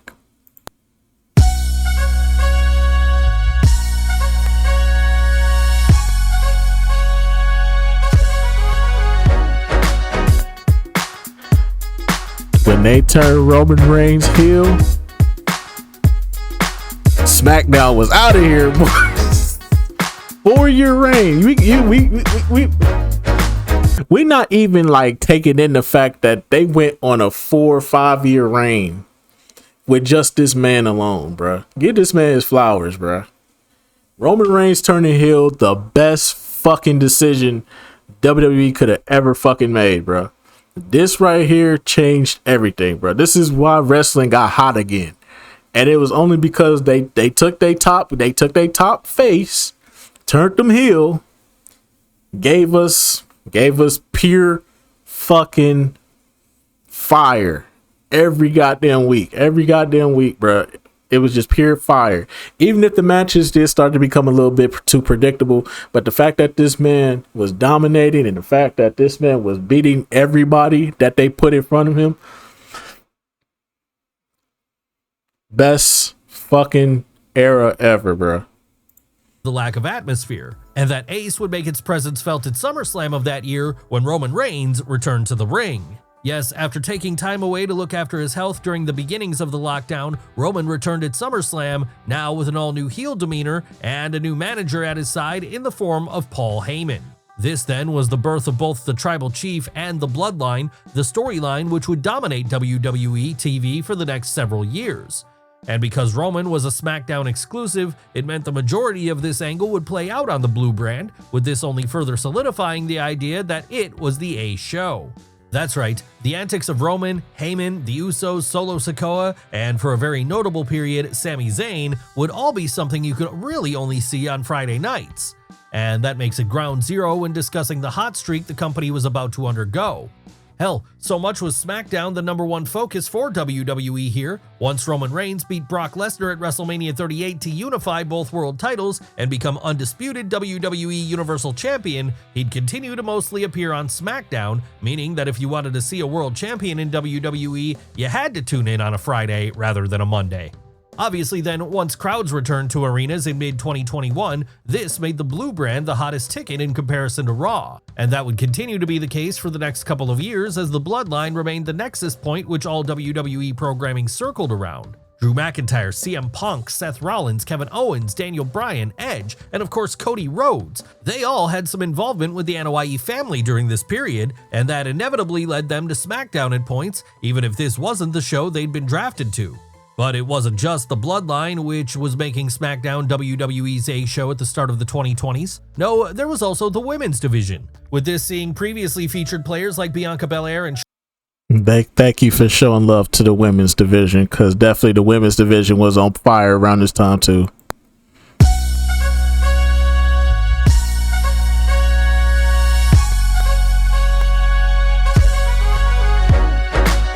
The women's division was definitely on fire around this time too. Definitely got to show some. Definitely got to show some love to the women out there. Nah, Julio, for this one, we gonna let everybody ride out. Everybody was doing their thing around this time. Charlotte Flair getting to shine, all while newcomers to the main roster like Tiffany Stratton and Julia were also making a mark. Really then, it felt like it was the brand that had everything a WWE fan could want heading into the new decade. Of course, eventually the Roman Reigns world title run was going to have to end though, and when this happened, there were questions about how SmackDown would fare without such an all-encompassing angle driving it anymore, especially as by that time, the Tribal Chief was already a part-timer. But luckily, once the Bloodline fell at WrestleMania 40, an all-new champion would be crowned in Cody Rhodes. And with Cody Rhodes now being a SmackDown exclusive act as a result of this, it kept the Blue brand on top in the internal brand war, as he was by that point very clearly the biggest star the company had.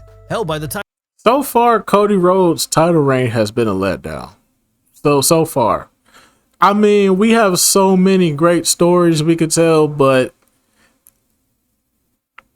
I don't know what's going on with the booking, bro. The booking has just been terrible for the past couple of months. Now, I don't get the direction that WWE is going in, especially when it pertains to Cody Rhodes. I understand giving Cena the title. I don't have a problem with them giving Cena the title. To tell you the truth, Cena title reign was booked better than Cody Rhodes title reign so far. Like Cody Rhodes, he's had some good matches. The Kevin Owens feud was good. Until Kevin Owens got injured, of course. Other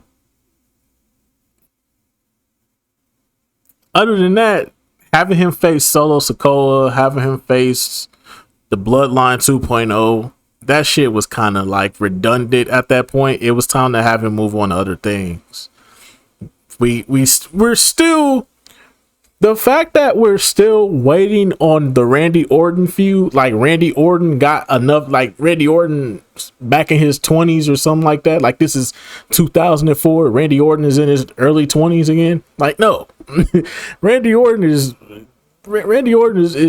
he on his way out the door, bro. Can we please get that Randy Orton match sometime soon, please? I just feel like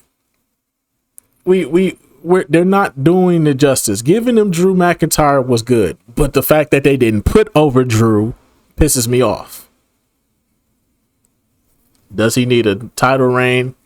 I give him one more. Give him one more. But he got to be a heel though. He got to be a full blown heel though. That's the only thing with Orton though. Orton got to be a full blown heel to have another title reign. He don't got to be 2009 Randy Orton. But he gotta have. But he has to be a heel. He has to have that edge to him again. There has to be because there has to be a reason why he's even dominating the way he's dominating. If he goes back into that heel place where he starts hearing voices in his head and he start kicking people's head off their fucking shoulders, yes, absolutely, give him a title shot. Randy putting.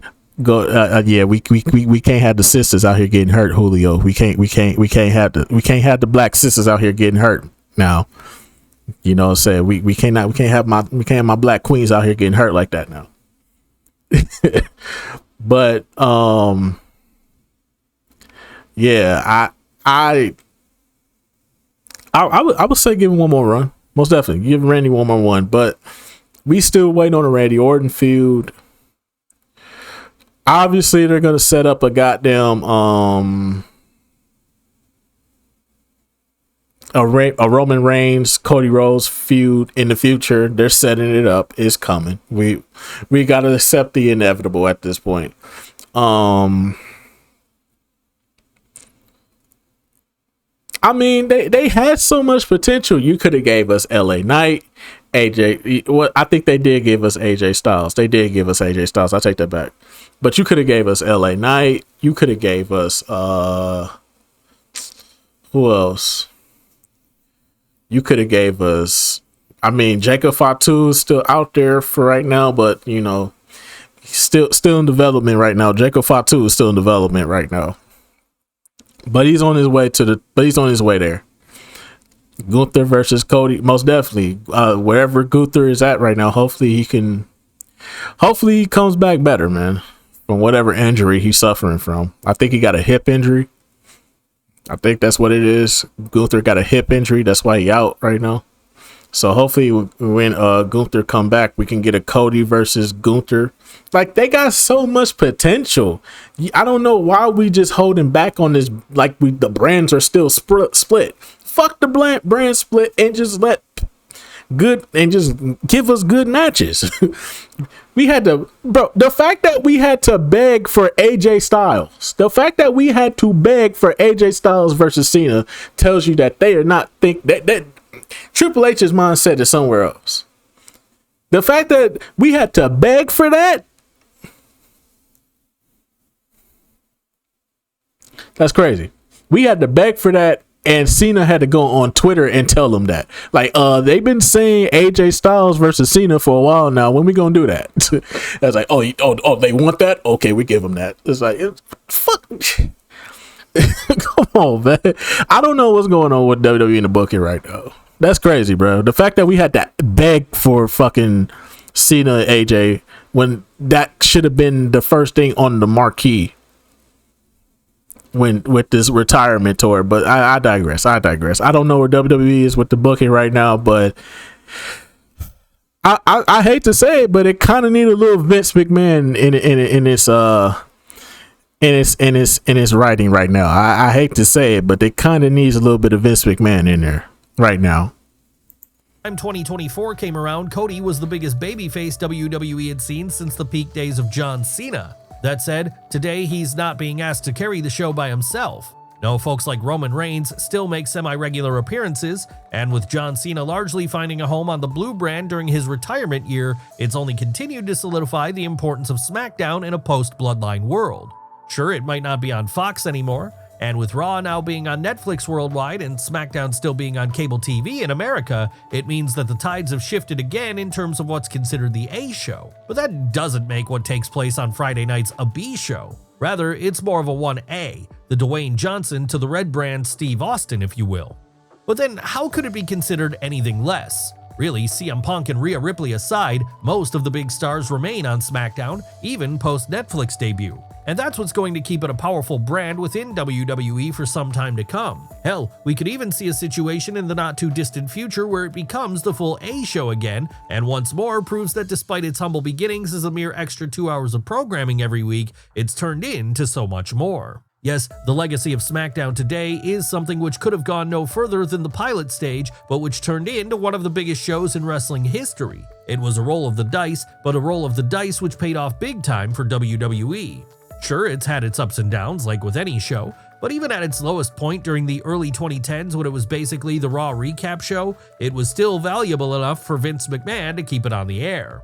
And when it's been at its strongest, like it was during the SmackDown 6 era or the Fox era, it's been the jewel in the company's crown, something which, even during dark times for WWE, has proven to be a shining light. It's a show which has had to adapt to much change, with it bouncing around various time slots, nights of the week, networks, and lockdowns over the course of this run, but that's just made it stronger as the brand has been forced to learn how to adapt and reinvent itself on a regular basis. So while Raw will always be considered the flagship of WWE, and while NXT had the cool factor from the black and gold days which made it the alternative brand of the promotion in many ways, SmackDown might quietly be the best of them all. If nothing else, it's shown itself multiple times over to be the fans' show, one which acts as the land of opportunity for stars who might not be able to get the same chances on a Raw, all while often serving as the more wrestling-centric brand, as it did particularly well during the early 2000s. All of this is to say, don't expect SmackDown to be going anywhere in the future. No, expect it to continue going from strength to strength, getting further rooted in the pop culture landscape each and every week as this new TKO era of WWE uses all its power to make the house that The Rock built something truly worthy of bearing his name. Alrighty, man. That's just going to about do it for this one. Absolutely. I think that SmackDown low-key, I keep saying that SmackDown was low-key the better show. I'm telling y'all, bro. People were sleeping on SmackDown, bro. Y'all was watching the anonymous GM, the celebrity guest host GM, the fucking what was his name? The one dude that the fucking Johnny Laurinaitis, the Big Johnny era. Fuck out of here. The one dude that was in that one video with Xavier Woods Page. That one, I forgot his name, but y'all know what I'm talking about. Y'all know exactly what I'm talking about. If you know, you know. I forgot his name, but that era, bruh, y'all was watching all that bullshit. Meanwhile, SmackDown was over there dropping heat. Great character work, straight heat, good matches, good everything was good over there, bruh. And y'all was over here just watching the bullshit that Raw was putting out. But hey, I digress. But anyway, so that's just gonna about do it for this one, man. The entire history of SmackDown, most definitely. Damn, he got another banger too. Best faction of each year. Oh my god, bro, this man got too much heat over here, bro. We gotta tap in with Wrestle with Andy, bro. We have to tap in with the brother, man. He got too much heat over here. But anyways, I'll see you on the next one. Till then, deuces. All right, we on to the next one. All right. The Raja Jackson story. Raja Jackson, Rampage Jackson's son. Let's get it.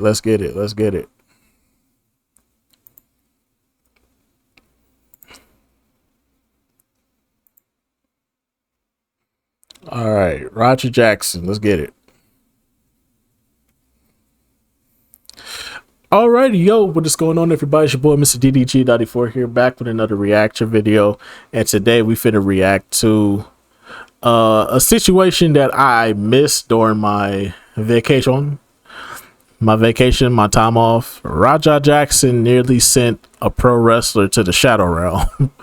So this Raja Jackson situation, I think he's been arrested. So at this point in time, he's been arrested. I don't know any further details. We don't know if a sentencing is going to happen or what, but the brother is behind bars at this very moment. So that's all we do know. But anyway, so without further ado, we're going to react to this with Chisel Adonis. Let's get it. Alright, so boom. Y'all have been flooding my DMs asking what are my thoughts on this Raja Jackson character, who's apparently the son of a Quentin Jackson, whoever the hell that is. And apparently he went off the script and assaulted a professional wrestler at a show this past weekend. What? It's not Quentin Jackson? He goes by his nickname? What's his nickname then? Rampage? Well, that wouldn't make any sense. There's already a Rampage That's Rampage Jackson's son? Good left catch! Jackson going for the body slam! We got the infamous chair. The infamous door, I should say.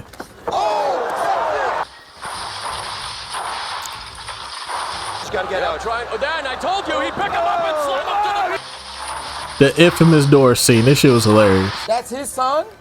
Oh, that checks out. That checks out. So let me get this straight. So Rampage Jackson's son rushed the ring while screaming on kick, slammed this wrestler, and then proceeded to punch him in the face. That's what people are upset about. Wait. Oh, he kept punching him.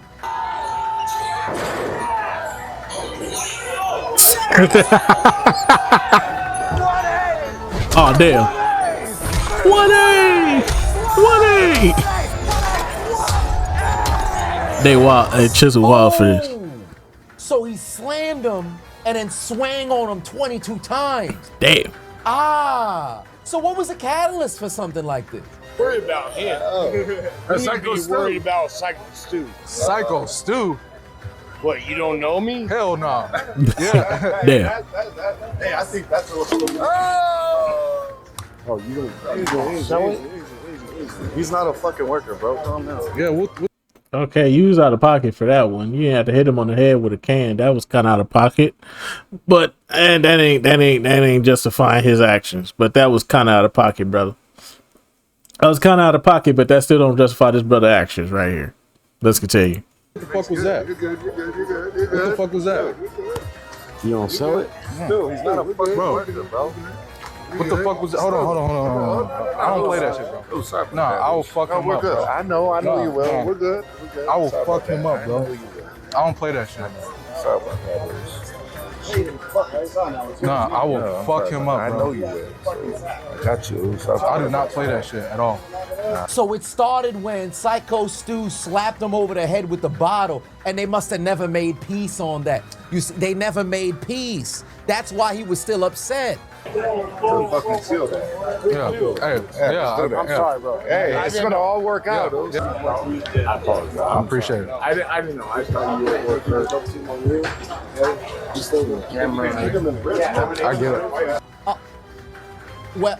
Well, that's an apology on two different occasions within seconds of each other of the clear misinterpretation or miscommunication on what was going on. So how did he end up at the show? Dude, we're working out. Well, he's gonna come out on your mat, Juice.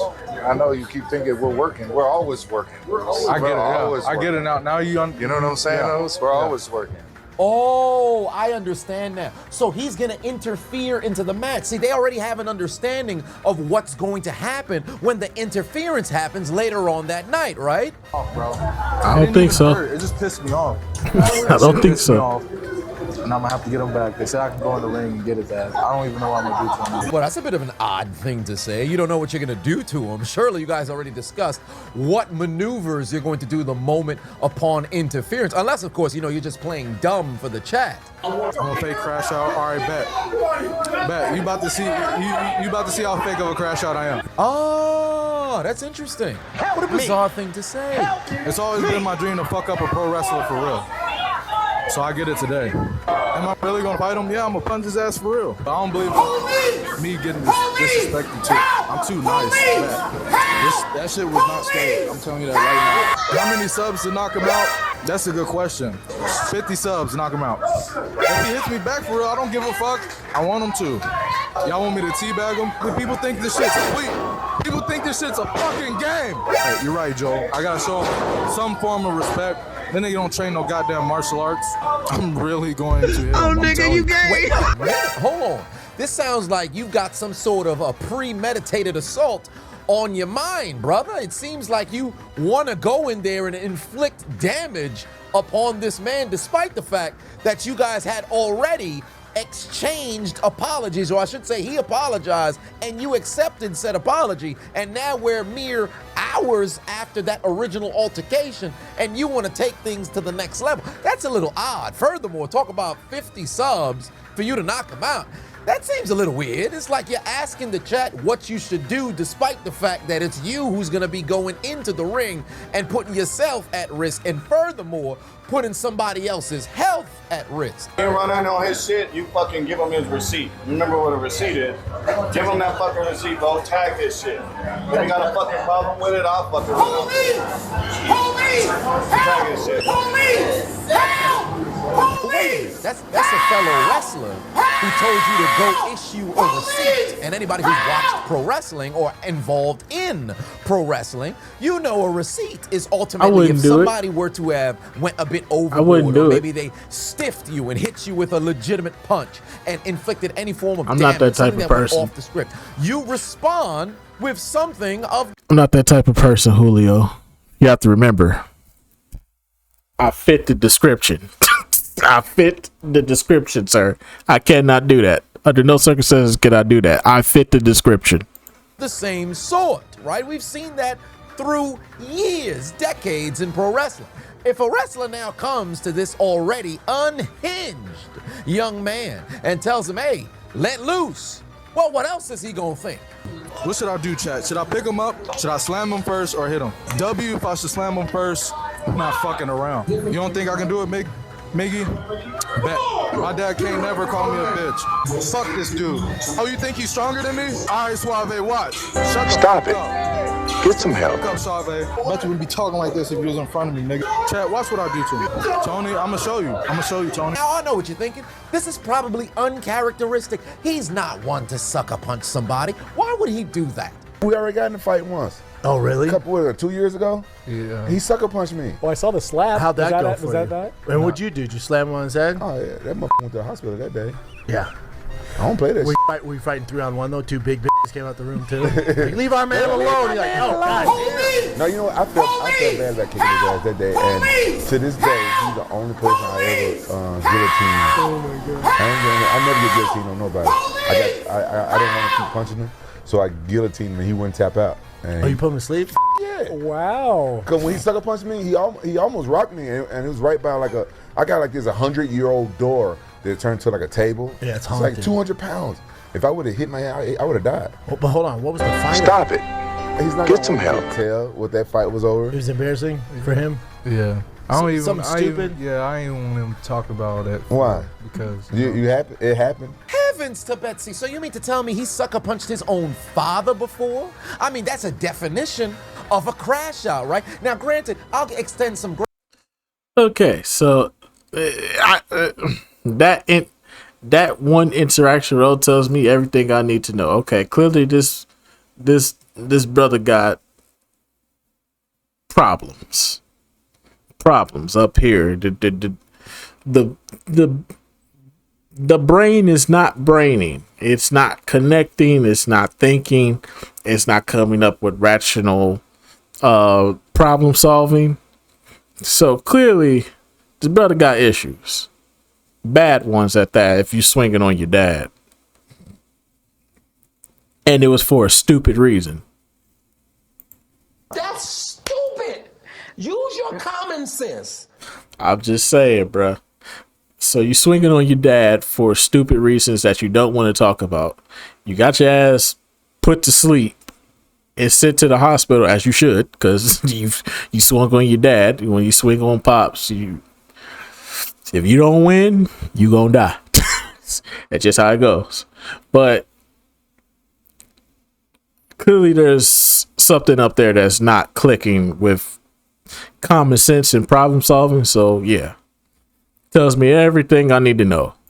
Race. There's no way that Rampage Jackson knew that his son would move like this. Rogers and his oldest son, whole life, I knew them two wasn't going to college, and my two Japanese kids, I knew that it was going to college, so I saved up college tuition for the two Japanese kids and bail money for Roger and his brother. So I'm fucking him. If he go to jail, I'm just going to bail him out. Oh, so you saved up bail money in advance for your son, knowing that he'd probably do something that would result in him. So you didn't want to encourage him to go on to be something better than what you expected him to be. So basically you was making him into the person that he was going to be. So instead of encouraging him to go down a different path, to use his brain, to get better, to be a better person than what you think he should be, you already was like, that boy ain't gonna be nobody, man. Just get the bail money ready, because he just gonna have all the problems in the world. Instead of encouraging him to want to be better. Says a fucking lot there. Him being put in jail so then you can bail him out. Right. So what are your thoughts on the situation? This is what happened, Chad. He went to a pro wrestling event with his coach. Those pro wrestlers, they be just as crazy as MMA guys, right? The pro wrestling guy don't know my son, and he hit him over the head with like a can or a beer can or a bottle or something. And my son didn't know it didn't know it was coming. They didn't tell my son. And he hit my son over the head. I guess he thought my son was a pro wrestler or something.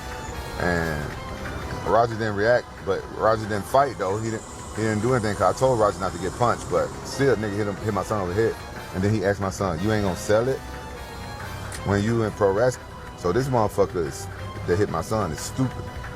So in order for me not to go to fucking jail, I gotta talk to his coach. Well, that's a little odd, because why would you end up going to jail? Because you were gonna crash out too. Oh, yeah, they both can't be tamed. Oh, they Miley Cyrus 2010. What's going on? Let's go back to the son. Tell you guys this, they told me to hit him and just leave. Somebody who pulled me off of him will leave. I'm telling you, I'm gonna hit him as many times as I can. Watch. No, they didn't tell me to fake hit him. They said I could hit him for real. Yeah, they allowed me to hit him for real. If he hits me back for real, I don't give a fuck. I want him to. A few moments later.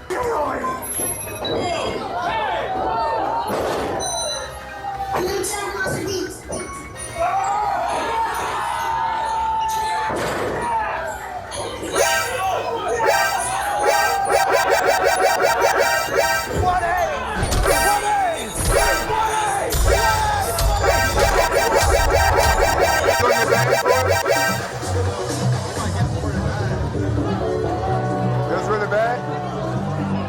That's what I was saying. This hand was bad.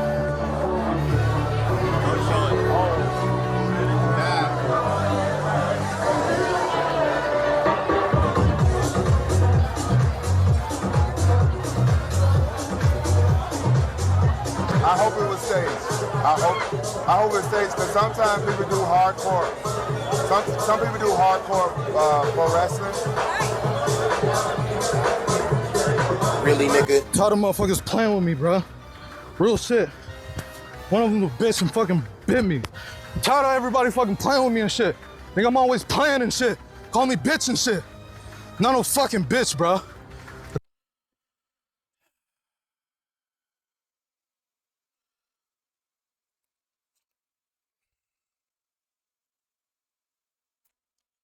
It's a shame. It's a shame. It's a shame. He wasn't given a sense of hope to be better, to have a better understanding. So to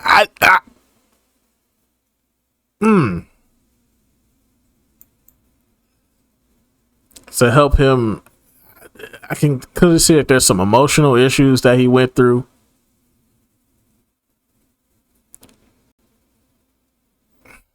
As a child, because you just don't develop this type of anger right here. This is when the child is not being emotionally taken care of.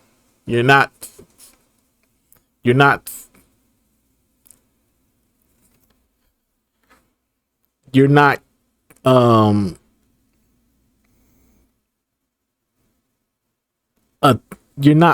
attending to his emotions. So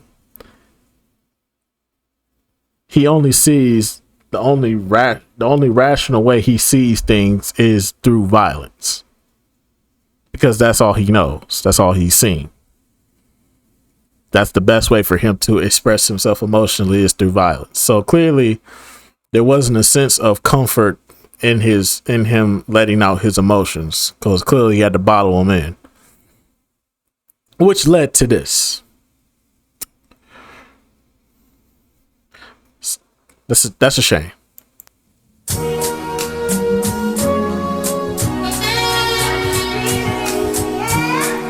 That still don't justify his actions, though. That still does not justify his actions. Take his ass to jail. Police! Police! Help! Police! Help! Police! Help! Help! Police! Help! Guilty! That nigga is guilty! At the end of the day, I'm gonna stand up for my fucking self, because I'm tired of everybody fucking playing with me, bro. Real shit. Come on, man. We're leaving, man. We're walking away, bro. Let's not take it serious. Let's go. Come on, Roger. Let's go. Let's go, Roger. Let's go. Roger, let's go. Roger, I'm telling you, let's go. You listen to me. Listen to me, Roger. You need to listen to me right now, Roger. Let's go.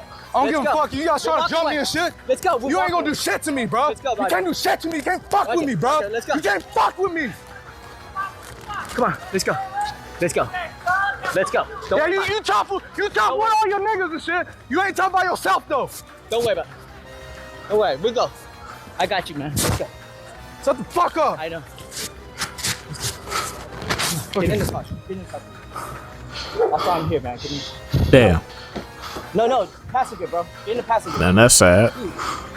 Already using it as promotion. That's crazy.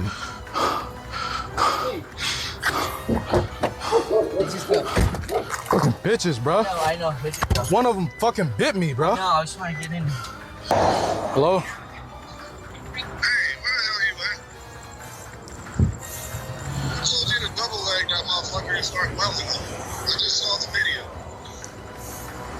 Shit pissed me off though, Andre. I understand that, but now they can't wake the nigga up. He's fucking in the ring, fucking flatline, bro. My You bad. didn't have to do all that shit. I understand y'all had heat. You didn't have to fucking take it very much. Alright, I'll call you back later. So let me get this straight. This man receives a phone call from individuals who were affiliated with the promotion, attempting to reprimand him for taking things a bit too far. And they pretty much disclose, hey, you know that guy who you just knocked out and had him profusely eating your fists on the ground? Yeah, he flatlined. We're struggling to get this man to not only be responsive, we're unaware if he's even still alive. And the only response that Raja has is the R-Truth special. My bad. Get out there! That nigga is get out there! Sir, settle down. You have to go deliberate. I don't need to deliberate. Ain't that nigga now. I got the rope right here. Now let's first get some things out of the way. This was a WWE affiliate, if I'm not mistaken. At least it was that prior to today, because it got removed off of their Instagram. And I believe Rikishi is directly affiliated with this promotion, or it's his promotion. The name of it goes by Knock X Pro Wrestling or Knox Pro Wrestling, whatever the case just so happens to be. It's a very unfortunate situation that this even happened. Now, albeit, we know in pro wrestling, people try to get dynamic angles any way that they can to generate clicks on social media, especially on the indies, because we all know viewership and virality online is currency for any kind of establishment, organization, promotion, whatever the case just so happens to be. But this ain't the way to go about it, because when you're dealing with incredibly volatile type individuals, things can go. You said Mark Henry called heat for defending Roger Jackson. That's because Mark Henry got the same anger issues, but his anger issues kind of justified, bro. They used to treat Mark Henry like shit in that locker room. Low key, all the stories you hear from Mark Henry about him being in that locker room, they treated Mark Henry like shit back there. They played too many tricks on him, including Vince. Vince was the main culprit, but the other guys would play tricks on him too. Yeah. Don't justify the actions, but I could see somebody like Mark Henry defending him. Left straight out the gate. It's always been my dream to fuck up a pro wrestler for real. So I get it today. I'll tell you right now, Raja Jackson is in a terrible spot right now, because there is no scenario in which I can envision a circumstance in which he gets off. So let's just go through this entire thing that now that you all have the information that you need. So from the catalyst of the entire event, here he approaches Psycho Stu, and for whatever reason, Psycho Stu, who believes that Raja Jackson is a professional wrestler at that time, hits him over the head with a can of beer, soda, whatever the case just so happens to be. You can hear in the midst of the audio, after the contact is made and they stand there for about 5 seconds, he says, oh, you don't sell it? Because he doesn't recognize that Raja's not a professional wrestler. Worry about him. You need to be worried about Psycho Stu. Psycho Stu? What, you don't know me? Hell no. Yeah. Hey, I think that's a little. Oh, you don't. He's not a fucking worker, bro. Calm down. Yeah, what the fuck was that? You're good. What the fuck was that? You don't sell it? Dude, he's not a fucking worker, bro. What the fuck was that? Hold on. That led to, moments later, the apology from Psycho Stu to Roger Jackson. Apparently, he was going to get involved in the match regardless later on that evening. Fucking seal that. I'm sorry, bro. Hey, it's gonna all work out. Yeah. I apologize. I appreciate it. I didn't know. I thought you were camera. I get it. We're gonna work it out. Well, he's gonna come out on your matches. I know you keep thinking we're working. We're always working.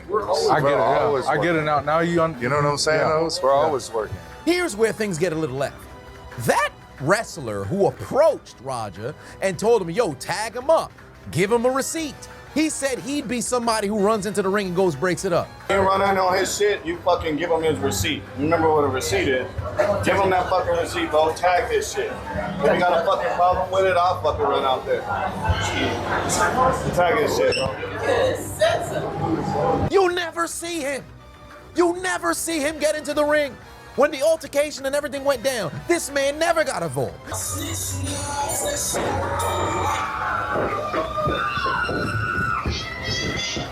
you gotta stop this shit, man. Hey.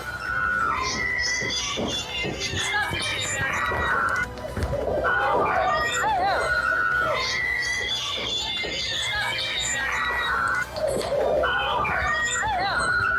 So he put the battery pack in your back to essentially go out there and crash out, and your dumbass took the bait. Furthermore, you saw Raja, despite already acknowledging the apology from Psycho Stu hours earlier, he proceeded to allow the chat to continue to egg him on and pretty much rage bait him into going and crashing out as well, with them saying, hey, don't take that level of disrespect. If that was me, I wouldn't let that shit slide. And here he kept bigging himself up and psyching himself up to go and crash out. Pissed me off, bro.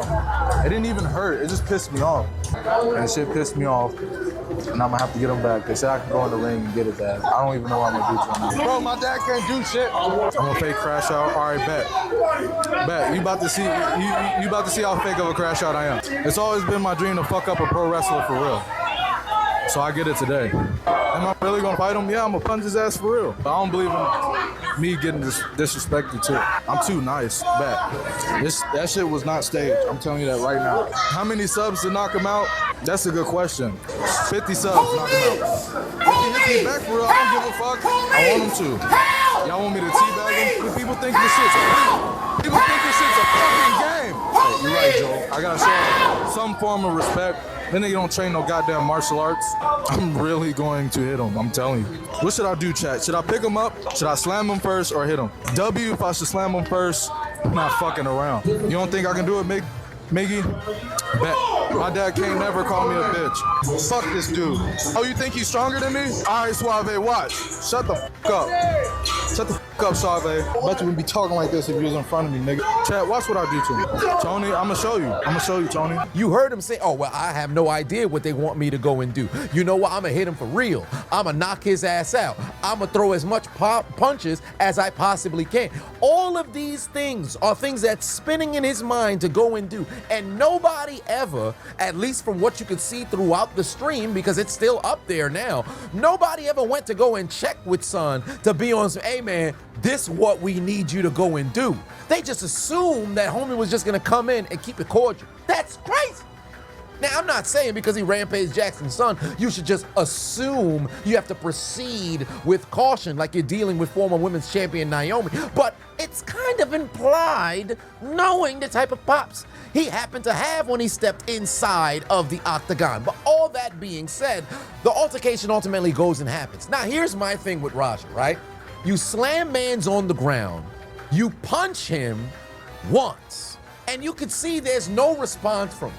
You then begin to flurry 21 straight punches, all of them unprotected. There wasn't a situation where you saw mans on the ground, Psycho Sid try to put his hands up and defend himself. He laying there, starfished, Jesus crucifixion, arms spread, mouth ajar, beard, Duck Dynasty, laid out, taking all kinds of knuckles across his face like Sonic characters was teabagging him, fam. It was bad.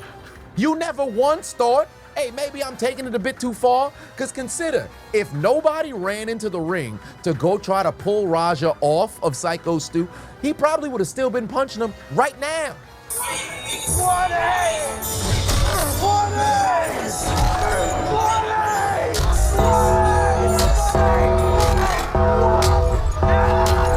He had no signs of stopping because even when they intercepted that final swing, he pulled the dude off of him and attempted to go and swing again, bro.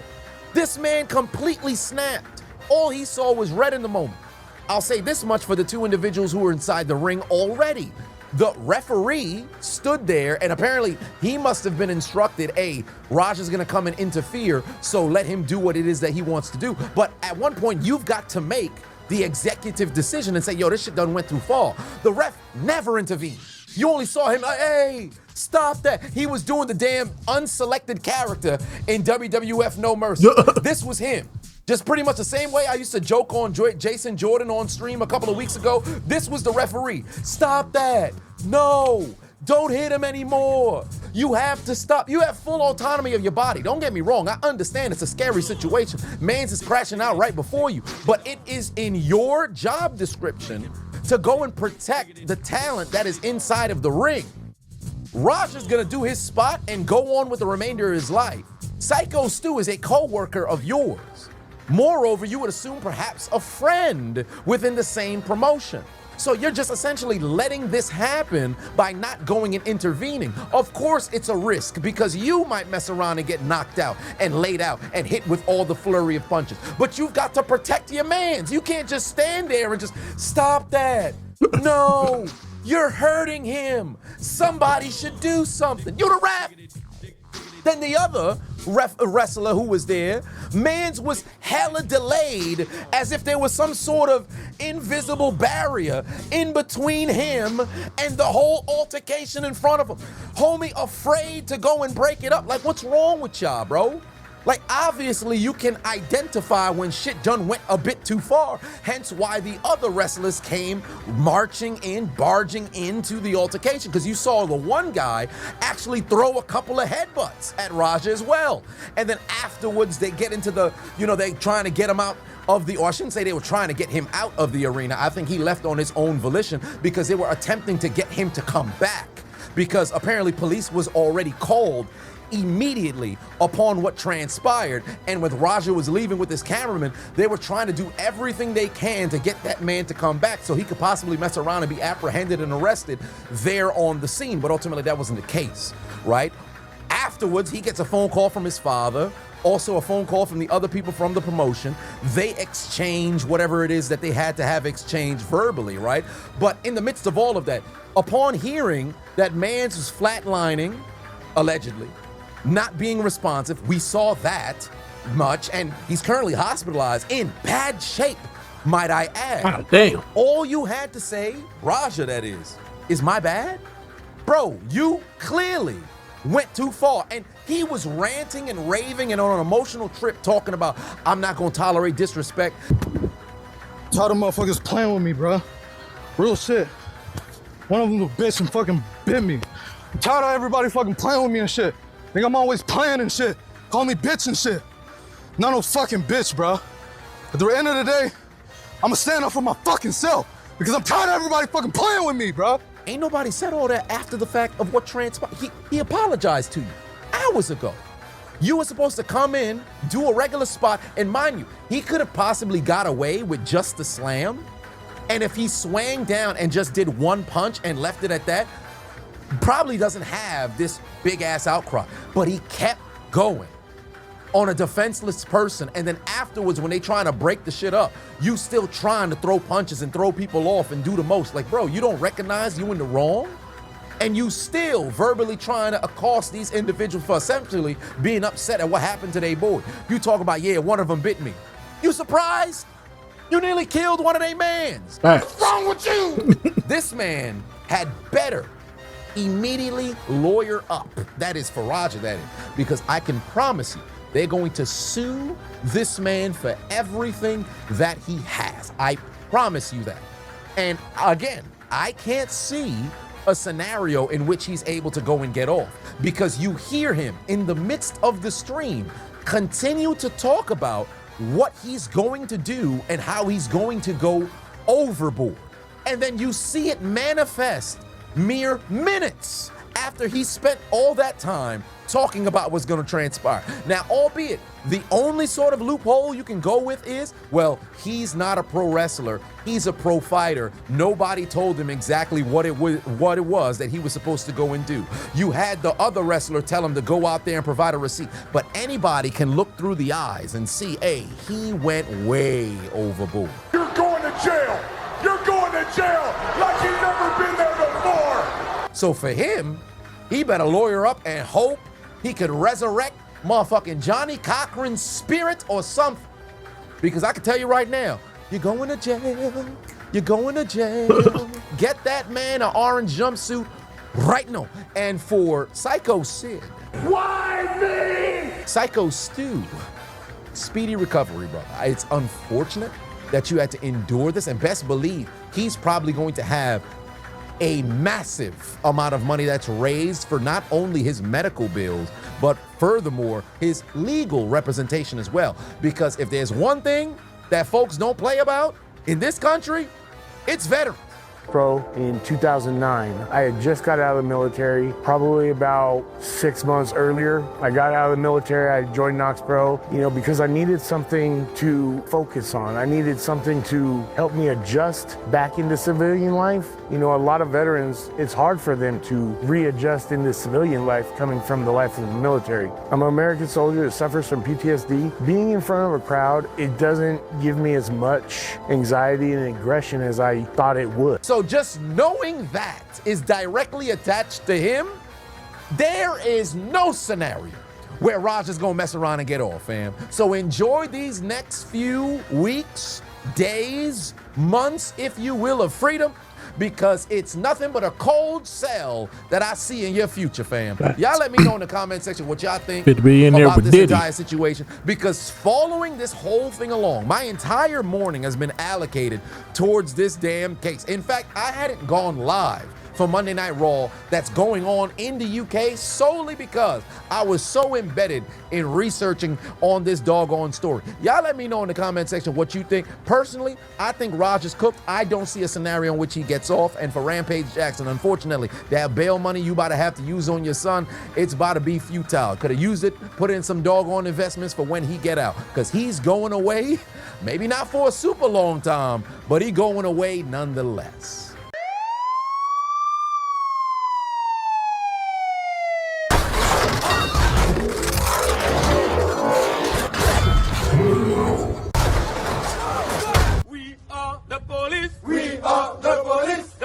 Of Haiti. The police of Haiti. Take his ass to jail! Go to jail, you son of a bitch! All right, hold on, you go to jail!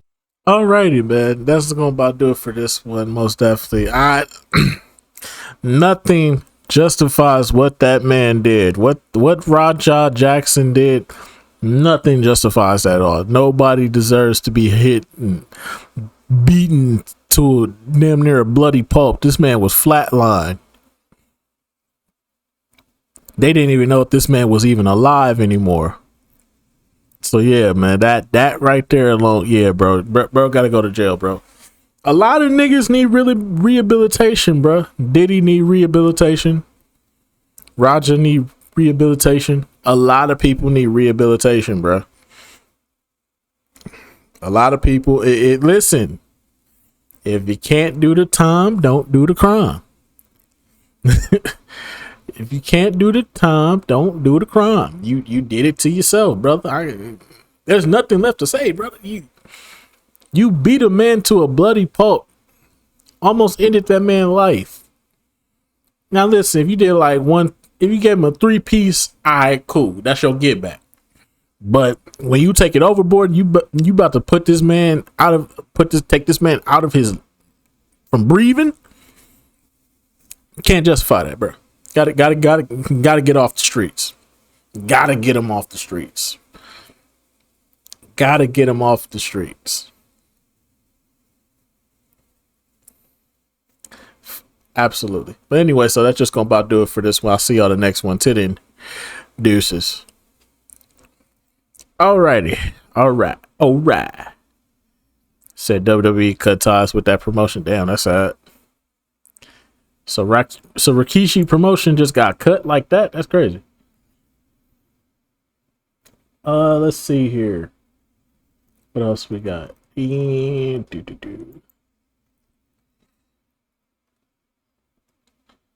we got that out the way. Got this out the way. Well, I'm back, okay? Okay, we got the best open world PS2 games. I kind of low key want to do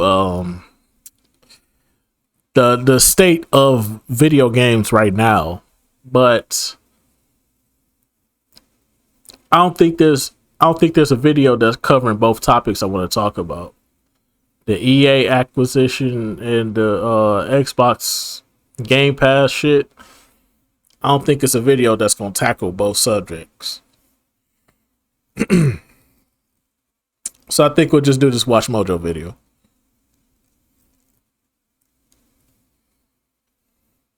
Everyone just waiting on GTA 6. Yeah, GTA 6 going to be $250. Y'all waiting on something that's going to be $250. I'll tell you right now. If it's $250, I ain't buying it. I don't care. I told you, we do shit the Jack Sparrow way over here. We do shit the Jack Sparrow way over here. We get it the Jack Sparrow way.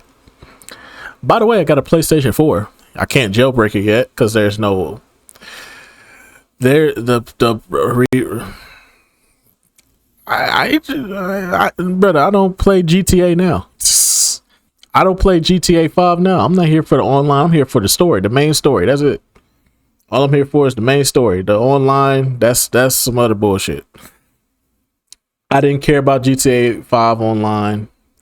I low-key want to do the RP shit, but I don't have the right computer for that. And I don't feel like spending $600 on no goddamn on no computer just to play GTA.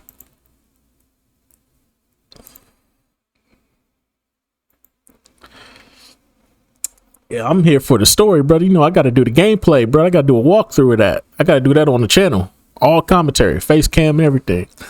But, yeah. Speaking of which, I got to make sure that I get this game for next week. I want to play a game next week. I want to play a game next week, but I got to get the accessories that come with the game. Once I get the accessories that come with the game, I got the outfit ready and everything. I'm finna be on some goofy shit for these streams for this month. We gonna do some spooky games too, but I want to have fun too at the same time. So these streams just ain't gonna be like we watching movies. Ain't gonna be like the old streams, y'all, where we just watching movies and shit. Y'all gonna see me doing some dumb shit on here. I'm finna have fun. This is a test run. You got the Saw game? Nah, I ain't got that. I'm gonna try to get that. I'm gonna try to get that one. I'm gonna try to get it as of right. I wish that Halloween game was gonna come out. It would have been the perfect time for it to come out right now. I don't know why they wait until next year to drop that Halloween game. It's right now is the perfect time. I hate the fact that the Friday the 13th game got their server shut down. I hate the fact that game got a server shut down. I would. Cause I would have like invited. I'm pretty sure that was like crossplay, so I could have like had all y'all up in here. And then, yeah. Would have been a Diddy party up here. Would have been a Diddy party. Somebody know ain't no party like a Diddy party. So Yeah, that's what's up. Yeah. That's I could have been Jason with the baby oil. Nah, just but. Somebody know ain't no party like a Diddy party. So Yeah, that's what's up. Yeah. That's Bruh, I would have definitely loved to play the Friday the 13th game. I'm mad at that because that was on Xbox Game Pass, so I didn't even have to play. I didn't have to buy it. I could have just got Game Pass and could have had it because that was on Game Pass for a long time. And now the server shut down and shit, which sucks.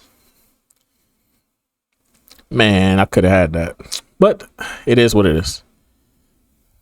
Said surviving Diddy. That's a scary game. Diddy chasing you around. You slipping on the baby oil. You can't run up the stairs because it's too much baby oil on the stairs.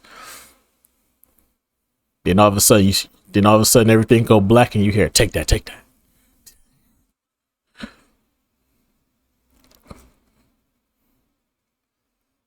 That'd be crazy. That would be a funny game. Somebody would definitely have to get on that.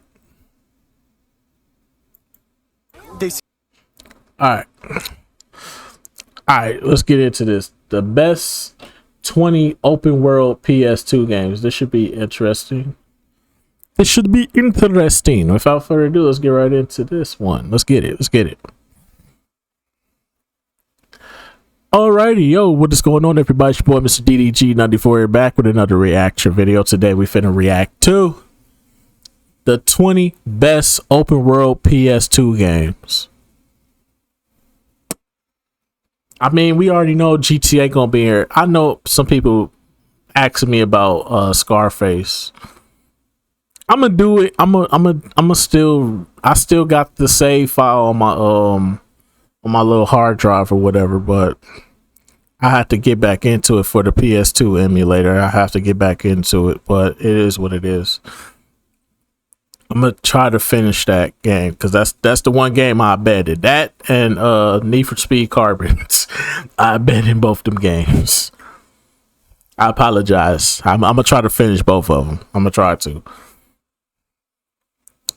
to finish Need for Speed Carbon. I know I've been slacking on that for like damn near a year now, and ain't no telling. It's been a long time since I did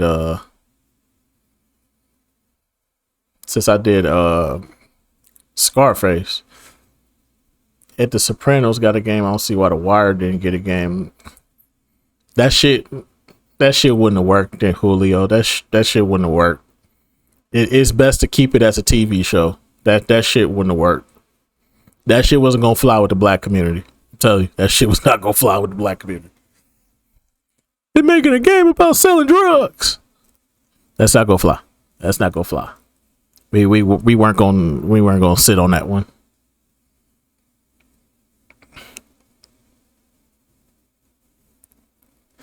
But anyways, though, without further ado, man, let's get right into this top 20 open world PS2 games.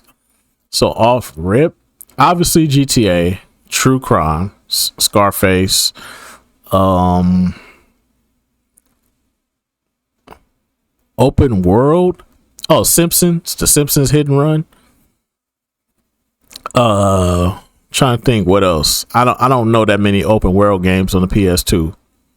So yeah, I don't know that many. Not Saints Row. The PS2, Julio. Not Saints Row. Yeah, Bully, absolutely Bully. Yeah, not no Saints Row. That's PlayStation 3, Xbox 360. Talk about PlayStation 2. Saints Row could have came out on the PlayStation 2, but they moved it back to the next gen consoles instead. Red Dead Revolver. You mean Red Dead Revolver, not Red Dead Redemption? Red Dead Revolver. I guess. I don't know that many ones. Yeah, let's get right into this. Well, I'm back, okay? This is my town, my world, George, and nobody's gonna take it away from me. Welcome to Mojo Plays. And open world games might be all the rage right now, but back on the PS2, they were just starting to explore. Just Cause? Oh, I forgot about Just Cause. Made sure we had plenty to explore and uncover. Oh, Need for Speed. I forgot about the Need for Speed game. Definitely forgot about the Need for Speed games. Before we continue, be sure to subscribe to our channel and ring the bell to get notified about our latest videos. Mafia. Mr. Salieri. Oh yeah, Mafia. Forgot about Mafia. Myself and Paulie. It's compensation for the damage to your car and your services. It should be enough. The crime genre most easily fits into the open world sandbox formula, as popularized by the GTA series. By the way, I got a couple of games for the PS4, so after I finish up True Crimes New York, I'm moving on to Mafia 3.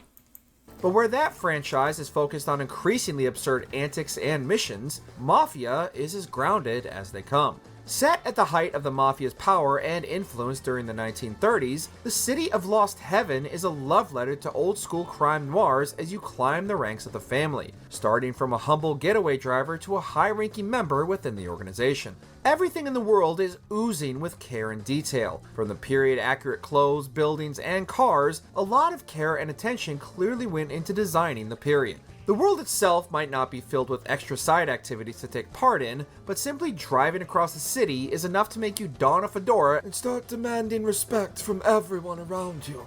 Boss, I'd like to know how they knew where we were. You think they followed us? I don't think so, Tommy. I have a feeling I know who set me up. Barnyard. You have a will, Peck? I mean, did you ever think of donating your... Who was playing this besides like 3-year-olds? Who was playing this besides some 5-year-olds, bro? Nobody playing this game. Fuck out of here. All right, let me speed this up a little bit too.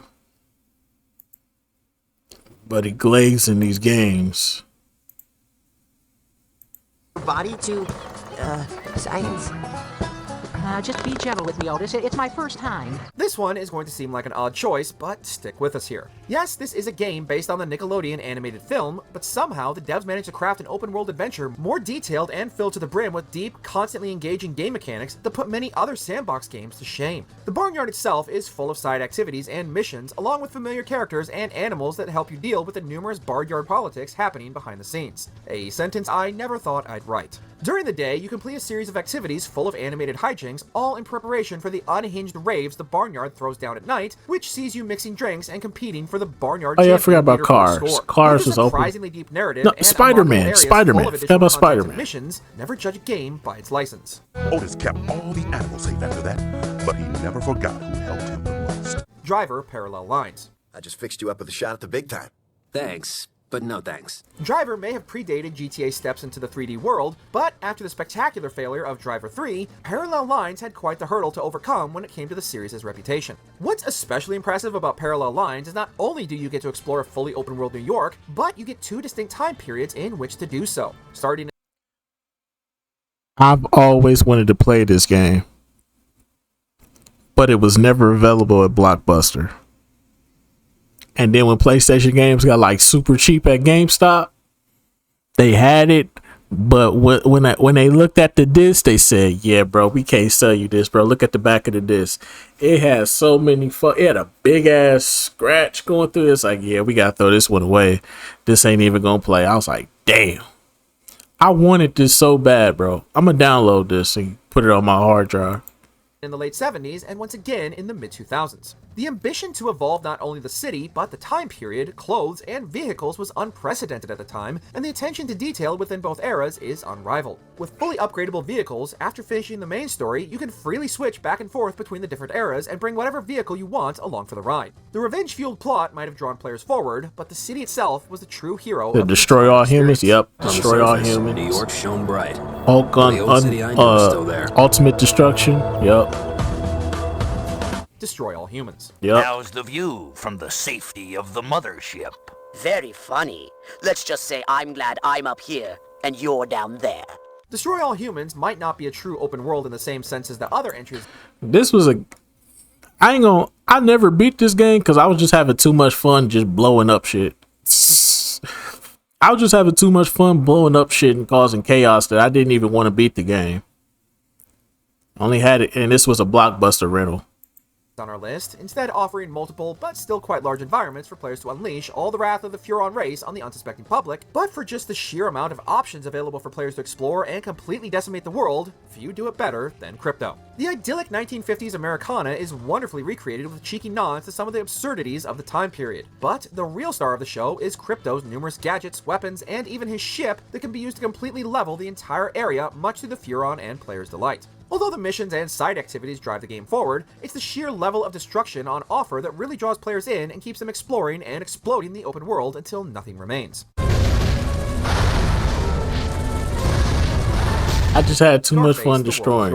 Well, I'm back, okay? This is my town, my world, George, and nobody's gonna take it away from me. Despite the rather clear finality of the original film, The World Is Yours picks up with Tony somehow surviving the shootout at the end of the movie. The World Is Yours might make use of the blueprints laid out by Rockstar's GTA series, but nails the tone, characters, and setting of the original 1983 film as Tony attempts to reclaim his throne as the de facto drug kingpin of Miami. The game offers players a wealth of weapons to take down rival gangs, and keeping with Tony's character, he even refuses to harm civilians, which is a nice touch, as is Tony's rage meter. The open world of Miami in the 1980s is wonderfully realized, and players are free to explore the entire map, including the surrounding waters, no matter their progress in the story, setting them loose to survey their future empire before reclaiming each territory. The world is yours, Chico, and everything in it. So say goodnight to the bad guy. Yakuza 2. The Yakuza games are widely regarded today as some of the best open world games on the market, but back when the series was just starting out on the PS2, it was still struggling with its open world design.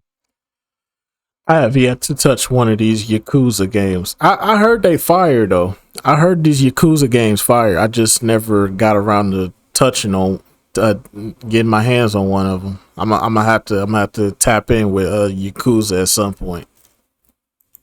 Luckily, with the growing pains out of the way, Yakuza 2 delivered on the promise of exploring an incredibly detailed and dense district of Tokyo, in this case the fictional Kamurocho, complete with real-world inspirations and real-world landmarks. The map might not have been the biggest open world, but it was jam-packed with all manner of side activities and smaller areas to explore, making the world feel real and lived in. This incredibly detailed world not only accompanied a much deeper narrative, but also an upgraded combat system. All these elements would be further improved upon in the Kiwami remakes, only highlighting how impressive the world was in only the series' second game. True Crime: Streets of LA. Not bad, big brother. I was getting worried you'd lost it. I see you've been busy opening new gyms all around town. I'm going franchise.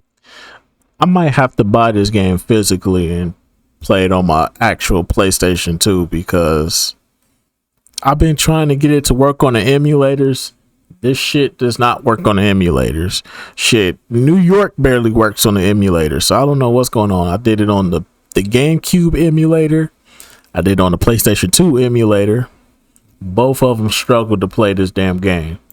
Can you believe it? There was no shortage of GTA-style games after the breakout success of GTA 3, but the True Crime series attempted to differentiate itself by setting their games in real-world locations, and while the New York follow-up might not have done the city justice, Streets of LA almost perfectly recreated the City of Angels. With a unique perspective of putting players in the role of a suspended police officer, Los Angeles was recreated with a surprising level of detail, pushing the PS2 to its limits with a whopping 240 square miles to explore. Alongside a greater focus on hand-to-hand combat, Streets of LA also included a morality system in which you could be on the side of the law or play bad cop for the entire adventure. Despite the real-world setting, Streets of LA still fully embraced the genre's absurdity and crafted a narrative that gets increasingly more over the top as it progresses, befitting of the city itself. Well done, Mr. Captain. You. I've seen you before. Han Yu-kim, General of the North Korean Army. Just Cause. We'll be the first to admit that some of our favorite moments with the GTA series are turning on all the cheats and just letting loose in the open world, and it would seem the devs at Avalanche Studios had the same idea when developing Just Cause. Giving players a massive open world, along with gravity-defying physics and a parachute, players can unleash as much chaos as their heart desires, and then grappling hook to a parachute jump away from the ensuing chaos. The island gives players a multitude of vehicles to commandeer alongside a wealth of weapons that turn the player into a one-man army taking on the dictatorship that has taken over the island. Just Cause is a summer popcorn blockbuster that is reminiscent of 80s action flicks, where the script was only present to set up the next action set pieces, and we loved every second of it. Mercenaries: Playground of Destruction.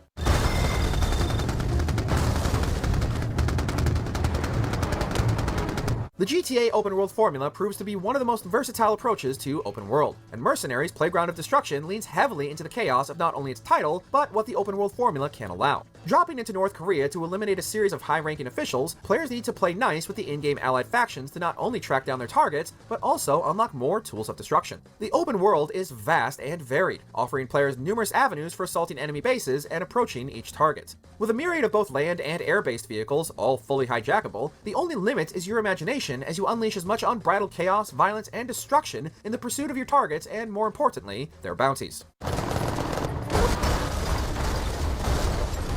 Need for Speed: Most Wanted. Hey, where's your punk money now? What happened? What happened is he's on show with no... This is an alright game. I still don't think it's better than Need for Speed Underground 2. I don't think it's better than Need for Speed Underground 2, but I think the story was great. The story was great, but from a gameplay perspective, fuck no. Fuck no. that rubber banding shit was pissing me the fuck off, bro. When I was playing that game, I was so happy I was playing a modded version of that game. So when I got the Bugatti, they couldn't do nothing with me.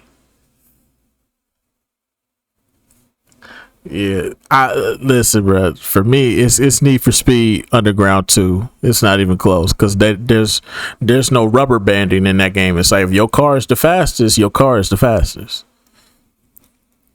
But I will say the story for this is great. The story for this is great. I think the story for this was great. The characters, all that stuff. It's just the gameplay was pissing me the fuck off, bro. That rubber banding shit was pissing me the fuck off. It was pissing me off in the first Underground game, the Need for Speed Underground 1. Need for Speed Underground 1 was pissing me the fuck off. That shit is garbage. Okay? That shit is fucking garbage. That rubber banding shit was pissing me the fuck off. And Most Wanted took it to a whole nother level of infuriation, of just pure fucking infuriating. The gameplay was just not it for me, bro. Go.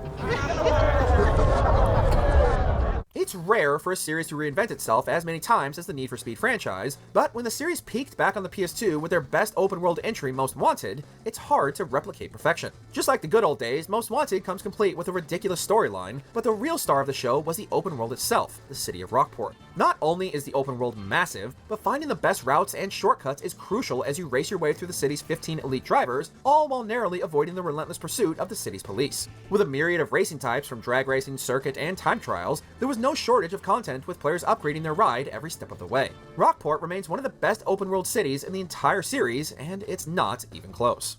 When he's through with you, I never want to see your face again. Total Overdose, a gunslinger's tale in Mexico.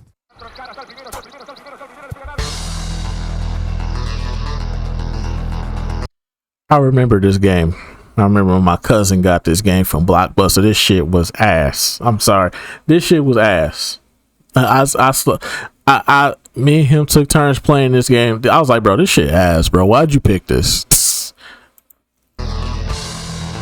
Something many open worlds nowadays take for granted is the fun factor of being set loose in a giant sandbox to cause all manner of chaos. And that's exactly what Total Overdose accomplishes in spades.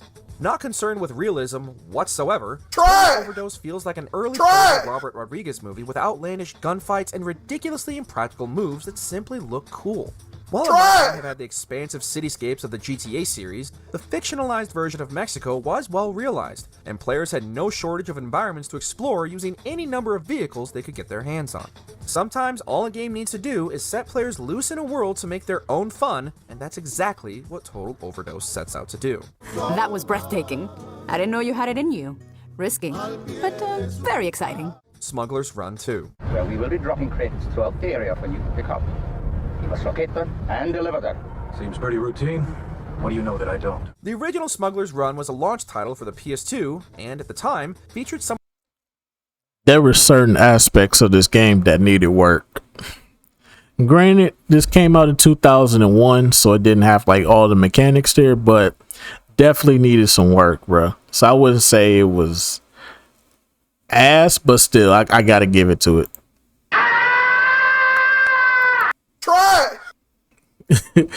It just needed some improvements, bro. This game was it was alright, but it needed some improvements. One of the largest environments many gamers had ever experienced up to that point. With Smuggler's Run 2, everything was bigger, faster, and more aggressive as players attempted to grab their contraband and escape not only Border Patrol, but also other smugglers as well. Although developed by Rockstar, Smuggler's Run 2 had more in common with the Twisted Metal series than GTA, as players sent one of their numerous vehicles careening around the environment, narrowly missing capture and losing their payload.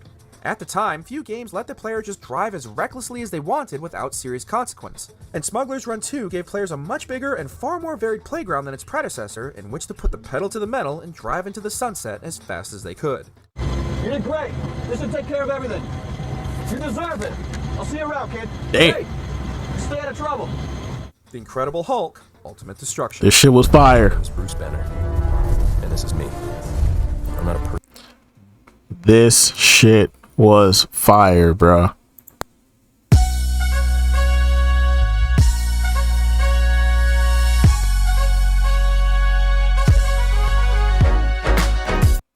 Hulk, Incredible Hulk Ultimate Destruction is fire, bruh. Fun ass game. Anymore. I'm the Hulk. I did this to myself. If you're going to build a game around comics' biggest lean green fighting machine, you better build a world that can handle him. And Radical Entertainment created a near fully destructible world and set the Jolly Green Giant loose in a playground all his own. Utilizing all the best attributes of the Hulk's unparalleled power, players could leap incredible distances, run up the sides of buildings, and use the many objects and vehicles in the environment to cause even further destruction.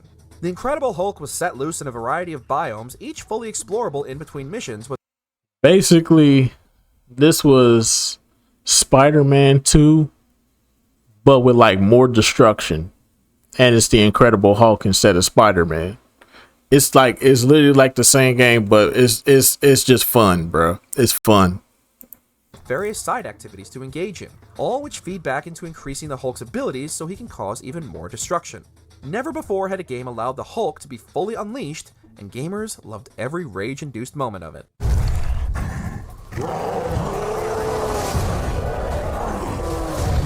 SSX3. You can't ride without the tunes. You know what I'm saying? Check it out. You wouldn't normally associate an open world with a sports title, but after the runaway success of SSX Tricky, developers at EA Vancouver needed to up the ante and gave players an entire mountain on which to shred. With 3 peaks to unlock with increasingly difficult objectives and races, the progression of climbing to the summit managed to perfectly coincide with the player's own abilities in the game without becoming a grind. Once fully unlocked, players could ride from the top all the way to the bottom in an exhilarating ride that could take them through everything from ice caverns to glistening cities built into the side of the mountain. Although more recent titles have attempted to do the same, none have managed to capture the feeling of the ice-cold wind and the snow beneath your board as you get tricky with it down the slopes and conquer the mountain.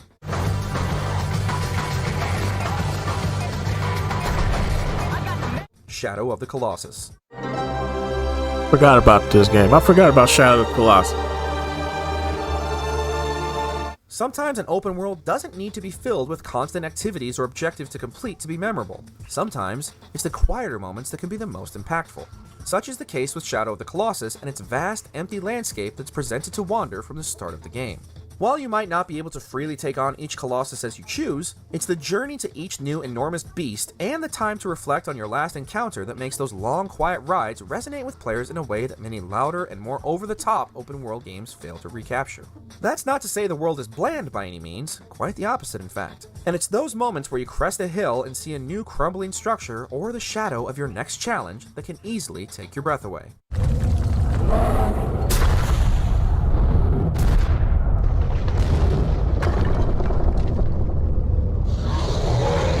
Spider-Man 2. What is this garbage? Why are you bringing me shots of the city and not shots of Spider-Man?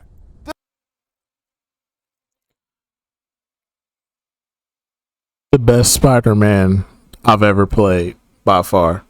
But I recently got the Insomniac Spider-Man. I finally got my hands on it. I'm finally gonna play it at some point. I just beat Amazing Spider-Man. I'm gonna try to get to this at some point, just not right now. I kind of wanted to do the Amazing Spider-Man and get that out the way first. That's what I really want to do. That's what I really want to do. I want to get the James. I want to get the Amazing Spider-Man out the way first. Get the Amazing Spider-Man 2. They say it's the most garbage Spider-Man, so I'm kind of intrigued to see how trash it is. But other than that, though, I'm gonna do that. And then I'm gonna start the Insomniac one at some point. I got all the Spider-Man games, to be honest with you. I got all the Spider-Man games. On my PlayStation 3, I got all the Spider-Man games, the Web of Shadows, the Shattered Dimensions, all that shit. I even got Spider-Man 3. Said, why not the Miles Morales version? They didn't have that one. Sadly, they didn't have that one. All they had was All they had was this one. This is the only one they had. Oh yeah, Spider-Man Friend Foe, all of them on the PS3. I got all the PS3 Spider-Mans. So I'm gonna play. I got hella games on the PS3, dude. I'm telling you, Julio, y'all gotta start getting into this jailbreaking shit, man. Play all the games that you ain't never got a chance to play, man. I'm telling you, dude. All these games I got on my PS3 right now, crazy, man. Crazy work. I gotta get y'all a PS3, man. Hack that shit, so y'all can play all the games that you ain't never got a chance to play, dude. I need the Switch jailbroken. All right, good luck with that. They're gonna be on your ass. Nintendo don't play about that hacking shit. I know on the Switch 2, they got it to where they'll shut your whole thing down, so you have to stay offline completely. Like you can never go online if you jailbreak your Switch 2. They say you can never go online again. You have to stay offline permanently, because as soon as you go online, all your game, I guess, like the keys in your games, if they match up with another person's, they gonna block both of y'all accounts. So they'll block your account, and then they'll block the other person's account because they don't know who's got the illegal version. So Nintendo not playing about that hacking shit. So hey, good luck with that, Julio. I heard that you only needed I think it was some custom cartridge for Nintendos. Basically, you don't own the Switch 2. I know, that's why I'm not buying no Switch 2. I'm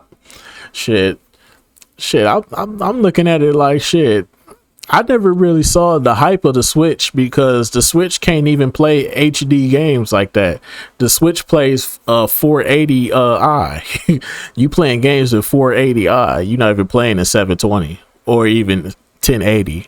Like, ain't one of the WWE games on the Switch not playable? I thought one of them WWE games on the Switch was not playable until the Switch 2 came out. Now you can play it, but only on the Switch 2, even though the game is like old and the servers are off. I think they said it was WWE 2K 19, 18, one of them. They said you couldn't play it on there because the game was just a little bit too much for the Switch. I'm like, how the fuck is a game? How does fucking a game that was put on the Switch not be playable? That's crazy. That's crazy. Nintendo be tripping. That's why I said I ain't getting no Nintendo Switch. I'll stick to the GameCube stuff. I'll stick to these emulators. This is the sorriest excuse for... Oh, wait a second. Robbie wanted these, didn't he? Yeah, they're fine. Now get out of my office. With great power comes a great world to explore. The city of New York is just as much a character as the friendly neighborhood wallcrawler himself, and after numerous attempts to fully encapsulate being Spider-Man, Treyarch managed to do the impossible and not only give players a fully realized New York City to explore, but made them feel like they were Spider-Man.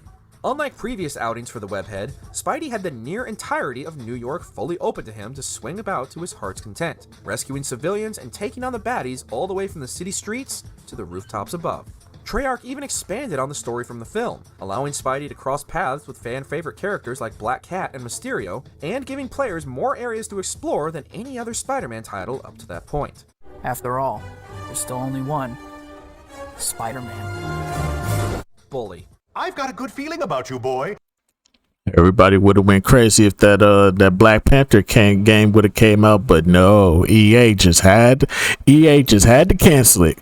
Who the fuck would have put that under EA anyway, dog? Why would you put the Black Panther game under EA? Come on, dog. Who idea was that, man? You're supposed to get a Black Panther game. We ain't even get that.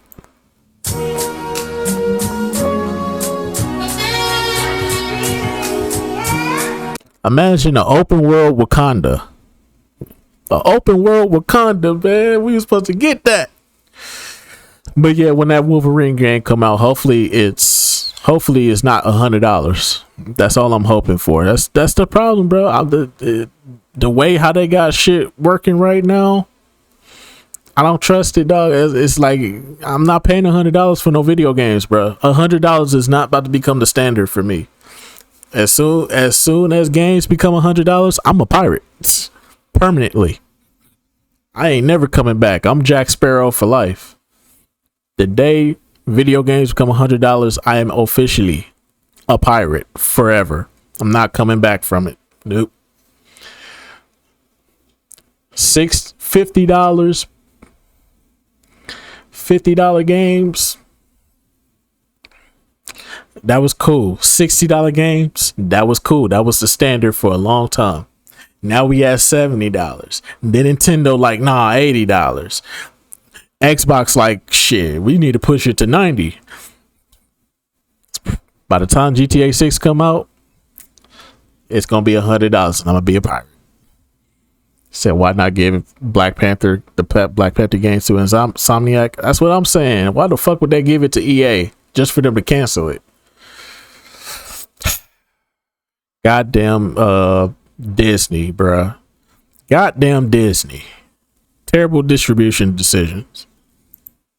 A feeling you and I are going to be great friends. You keep that nose clean, boy, or I shall clean it myself. Most gamers use video games as an escape from the real world, whether that be work or school. But Rockstar managed to make going to school fun again.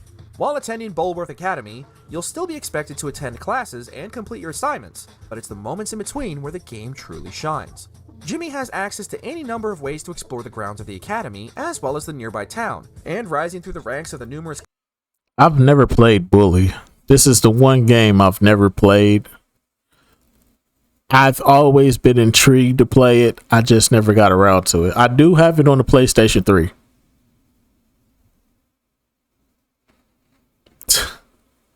At least in Bully, you can clap cheeks. Shoot. I'll try to do it one day, but as of right now, it'll have to be a special moment because I have to be like super invested into it because I don't want to just treat it like it's another series. I kind of want to be invested into it.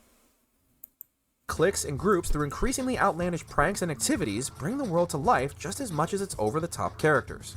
Bully managed to not only be fun and engaging throughout, even while you attended the mandatory classes, but also laid the groundwork for Rockstar's future games by creating one of their first truly living, breathing worlds players could fully immerse themselves in. Hey man, now you're kind of creeping me out. Why does everyone say that to me? The Simpsons Hit and Run. Homie, Lisa left for school without her science project. Can you get it to her? Oh, do I have to? You can drop it off on the way to work. And I have to go to work? The iconic family of The Simpsons are no strangers to chasing video game trends, having tried their hand at everything from wrestling to skateboarding. I never beat this game. I never beat this game. Because I was just having too much fun running people over and doing stupid shit. Like, bro, the fact that they gave us an open world Springfield, bro, they need... I've been saying this for years. They need to remaster this, bro. They need to remaster this, bro. If they remaster this, bro... If they remaster this shit going crazy. Everybody buying this. If they remaster The Simpsons Hit and Run. I never finished this game because I was too busy driving around this Homer running people over and beating people up for no reason. This shit was fun. And even taxi services. But it was in combining The Simpsons with the now industry standard GTA formula that the family truly found their place. With a fully open world Springfield to explore, complete with all the series' beloved characters to interact with and locations to visit, this was every lifelong Springfieldian's dream come true. Along with a hilarious script from the show's creators, as well as a full voice cast reprising their roles, every corner hid some piece of trivia or nod for longtime fans to appreciate and relentlessly track down. Say what you will about the quality of the Simpsons series after over 3 decades, but there's no denying that this was one of the best ways to experience not only the iconic family, but their beloved Springfield as well. Imagine that, scared of some harmless nuclear waste. So very harmless. Oh, cut your fingernails! The Getaway. She does her wet jobs. Charlie says they never see it coming from a bird. Well, she's a topper. Hey, The Getaway is an underrated game. This is an underrated game. This was fun to play. This is back when my cousin gave me his Xbox. When my cousin gave me his Xbox, the first game I popped in was this one because this is an underrated game. I wanted to play this for myself. Oh, yeah, mate. She's not the slightest bit squeamish about a bit of claret. Although video games today are known for their detailed recreation of real-world locations, back on the PS2, this type of thing was unprecedented. While not a one-to-one recreation of London, the level of detail Team Soho was able to create on Sony's second console was unmatched at the time. Seeking to give players the most immersive and cinematic feeling ever created in a video game at the time, The Getaway featured no traditional HUD whatsoever, instead giving players directional indicators to their next objective using their vehicle's turn signals. Also, unlike GTA 3 only a year earlier, The Getaway featured real-world vehicles from well-known manufacturers such as Lexus and Fiat. The Getaway sought to recreate the look and feel of popular British gangster movies such as Snatch, and although The Getaway wasn't the runaway success GTA was, there's no denying the sheer technical achievement Team Soho managed to accomplish in only the PS2's second year.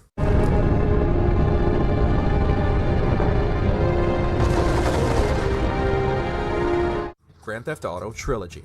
We gotta get our stuff and get out of here! Relax, both of you. Let me think for a second. Tommy Vercetti just doesn't cut and run. Undeniably the series that changed open-world games forever, we couldn't choose just one from the trilogy that redefined the open-world formula, so we're including them all in one entry. Each iteration built on the one before it, and the fact that Rockstar managed to develop and release all 3 expansive games within the span of 3 years makes this feat even more impressive when you consider just how much detail went into each entry and how each one was more ambitious than the last. Honestly, you'd be hard-pressed to choose one over the others, from 3's humble beginnings and memorable world, to Vice City's atmosphere and characters, and the sheer scale and customization options available in San Andreas, the series has something for everyone. Everything that today's gamers love about the iconic series started here, and began the deluge of copycat games trying desperately to chase the formula that Rockstar perfected. Ooh, everything is different now. What is it? Everything. They will call this Year Zero. What was your favorite open-world experience back on the PS2? Share your picks in the comments. Alrighty, let's just go about do it for this one. Most definitely, these are some of the best open world games. Some of them I haven't played, some of them I have played, some of them are trash, some of them are amazing. Most of them are amazing. Some of them I've never beaten because I was just having too much fun doing stupid shit. But yeah, man, other than that though, man, I will see you all in the next video. Till then, this is Alright, tight shit. Knock another one out the park. Our judges are in. Think I do the fix this shit real quick. Shit's so stupid.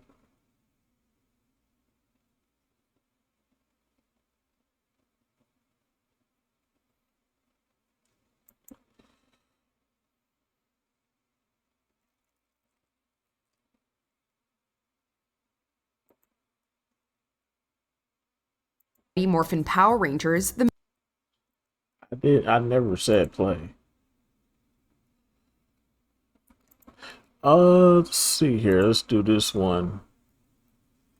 This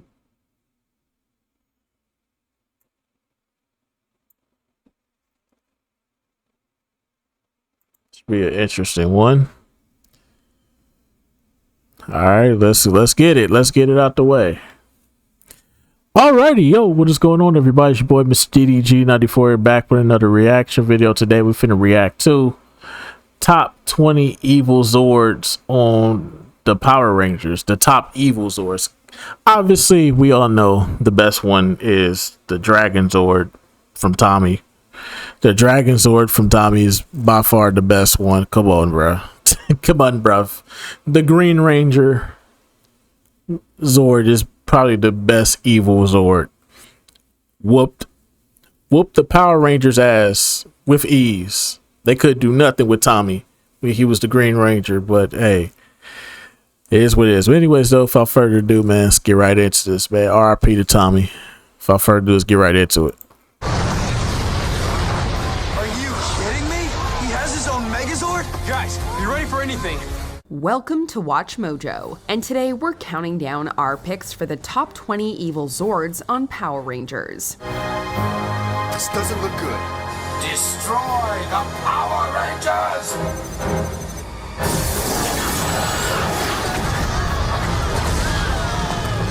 For this list, we'll be looking at the best and fiercest giant fighting robots that have ever fought the Rangers. Since some of these diabolical droids are part of big plot points, beware of spoilers ahead. What was your favorite evil Zord? Let us know in the comments.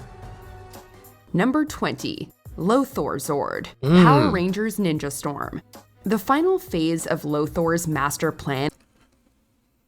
This is still. I recently went back and watched this on Tubi because Tubi got all the Power Rangers.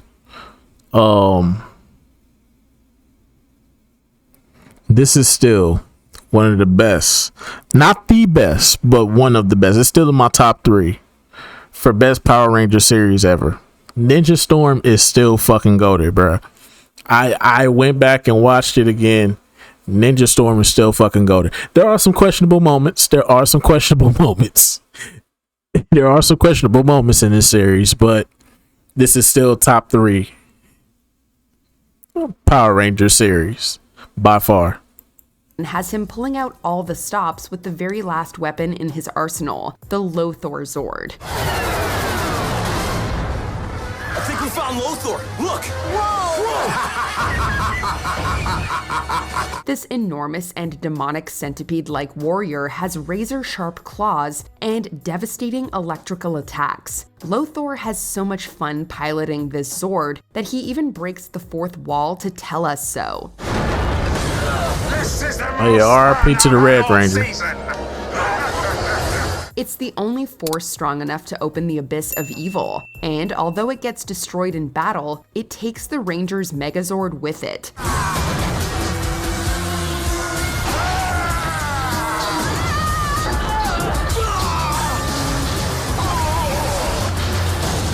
As an added fun fact, the Lothor Zord is actually the final form of the season's main baddie, Tau Zant. It really is a multi-purpose beast. Number 19. Diva Zords, Power Rangers Turbo. Using the technology stolen from the Rangers, Divatox creates her very own Diva Zords. What's the status of the Divazord? Oh, she sounds cranky! It's nearly completed, but we're still working on one minor technical problem, Your Evilness. Well, fix it! Each one is a bruiser with its own special talent. While the Eagle Zord is able to fly, the Shark Zord is an ace at underwater combat, and the Cat Zord has fearsome claws. And united, they have enough firepower to blow the Rangers' weapons away. But their one glaring weakness is Divatox herself. She loses control of the Eagle Zord and has to retreat in the first round. And in the final battle, Divatox's insistence on pushing her Titans too hard lets the Rangers destroy them one by one.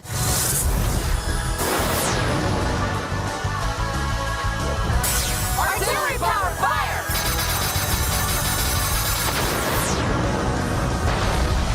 Since I kind of remember this. I kind of don't. I ain't gonna lie to you. The Zeo and Turbo Force era, I kind of like stepped away from the Power Rangers, but I'm trying to rewatch them again. I was in and out on the Turbo and Zeo's series. I like once we stepped away from the Mighty Morphin Power Rangers, it was kind of like, it's kind of like, but I'll say this: they were all right. They just weren't hidden like the Mighty Morphin series was. So we were robbed of a Wild Force and Ninja Storm crossover. Absolutely.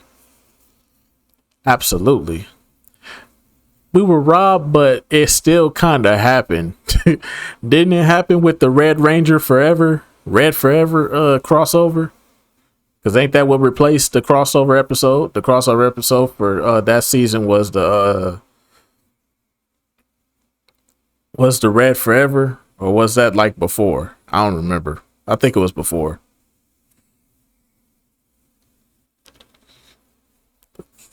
I think it was before. It might have not been. But yeah, I don't have a good. It was before. Okay, it was before. Okay, all right. Yeah, I had a feeling it was either before or after Ninja Storm. It was like before or after Ninja Storm. Definitely, we got robbed of that. Wild Force story was kind of dope in a certain type of way. Wild Force story was kind of dope. Still not the best one, but it was kind of dope. That was kind of a dope storyline. I don't think nothing's topping the what was the ones with the Quantum Ranger? What was that? Time Force? Yeah, the Time Force. That's probably got to be the best. That's probably got to be one of the best stories. It's up there. I'll probably say, like, storyline wise, I think Time Force is up there with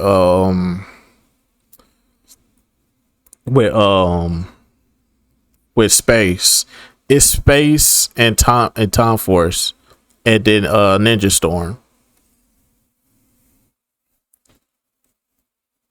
Since a Zord is only as good as its pilot, the bad Divatox should have really left it to the experts. Number 18, Hornator and Scorpitron, Mighty Morphin Power Jamal, Rangers. what's good with you? When Ivan Ooze ruled the world 6,000 years ago. Hey, hear me out. The Ivan Ooze shit, ass. Ivan Ooze was ass. I don't even know why this made the list. This is a one-time thing, bruh. And this ain't even canon to the story. For those of y'all that don't know, the Mighty Morphin Power Rangers is not canon to the actual story. They said it's not canon. They said it's not canon. So for those of y'all that don't know, the Power Rangers people themselves have said that the Mighty Morphin Power Ranger movie, the first ever Mighty Morphin Power Ranger movie, is not canon to the series. Yeah, they take place in a different universe. Yup. This shit is not canon. So why is this even on the list? Why is Ivan Ooze even on the list? He started constructing his ultimate ooze-powered machines of evil, the Ectomorphicon Titans, Hornator, and Scorpitron. Once my lovely little Ectomorphicon machines are up and running, spreading ooze throughout the world, I shall annihilate Angel Grove, and then the universe! That's what's up. The machines were buried when Ivan was first sealed away. Once he escaped, he brainwashed the parents of Angel Grove and made them dig up his twin robots so they could lay waste to the city. While their CGI is a bit dated today, the Titans still command a terrifying presence. They're both enormous insectoid-themed robots with powerful pincers and lasers. Even when Scorpitron was destroyed by the Falcon Zord, Hornator's power only grew when Ivan merged with it. While they didn't last long, the ooze-filled creatures left big impressions. Number 17, Armada Megazord, Power Rangers Super Mega Force. Yeah, this is past my prime. This is past my prime. I don't know nothing about this. But when he wanted to prove himself, he did so in a major way with the almighty Armada Megazord. As if you're the only ones with this technology? With this almighty weapon, nothing can stand between me and my triumph. This massive and sleek robot was incredibly agile. He was so quick that he was able to dodge every hit the Rangers threw. Additionally, it could hit back in a major way with a barrage of arrows and the devastating Armada Galactic Strike Attack. It powered through every Zord the Rangers had, and looked like it would come out on top. Unfortunately for Vekar, the Rangers unlocked their ultimate legendary Megazord combination just in time.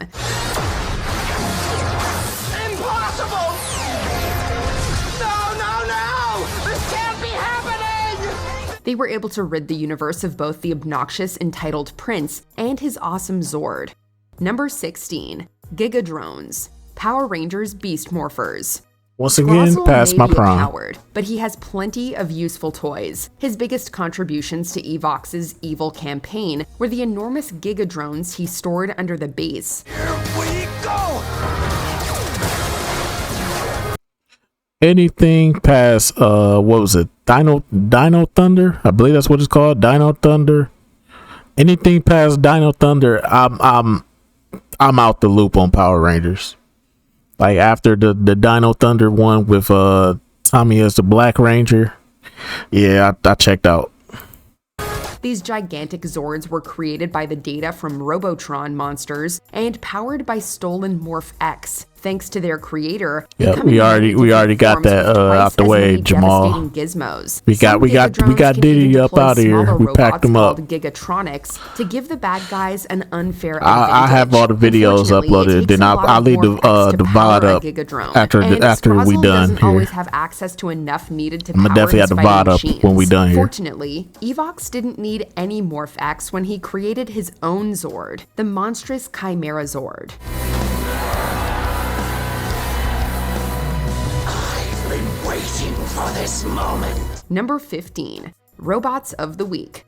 Power Rangers SPD. Here's where the real fun starts. With the Power Rangers acting as law enforcers in the not too distant future, alien criminals need an Yeah, see, this is where I checked out. Once they showed me that it was a dog as a Power Ranger, I checked out. I'm sorry, but when it came to me seeing a dog as a Power Ranger here, I checked out. I said, "What are we doing here? What is the plot of this? Why is there a dog? Why is there a dog as a Power Ranger? I don't understand it. I'm good. I think we lost a plot here." Extra leg up to take them on. For this season, the majority of them fight back with giant robots of their own. Provided by Broodwing, these droids come in all shapes and sizes, with plenty of gadgets to boot, giving the monsters a chance to be in the driver's seat of a Zord for a change. Usually they cost a pretty penny, but Emperor Grum will typically force Broodwing to hand out robots for free, much to the dealer's chagrin. Considering how the Rangers easily beat them back, they're probably a waste of money anyway. Tiago Delapu! You may have them, but you'll never catch me. Number 14, Nemesis Beast. Power Rangers Dino Fury. Trying to fight one Sporix beast was hard enough for the Rangers, but when Void Queen merged them all together, they formed the ultimate instrument of her vengeance, the Nemesis Beast. Behold, the Nemesis Beast! Ugh, this shit look nasty. Ugh. With Void Queen handling the controls, this Titan was practically invincible. It was able to summon a barrage of lasers and explosions at will. When the Rangers put their entire fleet of Zords up against it, their robots were swatted away like they were nothing. Freeze strike! Board now. The only way to end the Nemesis's terror for good was for Zato to make the ultimate heroic sacrifice. While Zato was later revived, thankfully the same cannot be said for the intimidating Nemesis Beast. Number 13, Doomtron, Power Rangers Time Force. With no more mutant criminals left to call on, Rancic unleashes the ultimate doomsday device, the Doomtron. Let's show our master what destruction you're capable of. Piloted by a brainwashed Frax, this devastating warrior easily held its own against the ferocious Q-Rex, and had enough firepower to decimate the entire city. Its overwhelming strength came from a specialized crystal whose value wouldn't be discovered for a long time. Since it had the same power source as the Q-Rex, a battle between them risked tearing apart the very fabric of space-time. This could have been the most destructive Zord of all time if the Rangers had not ended its reign of destruction.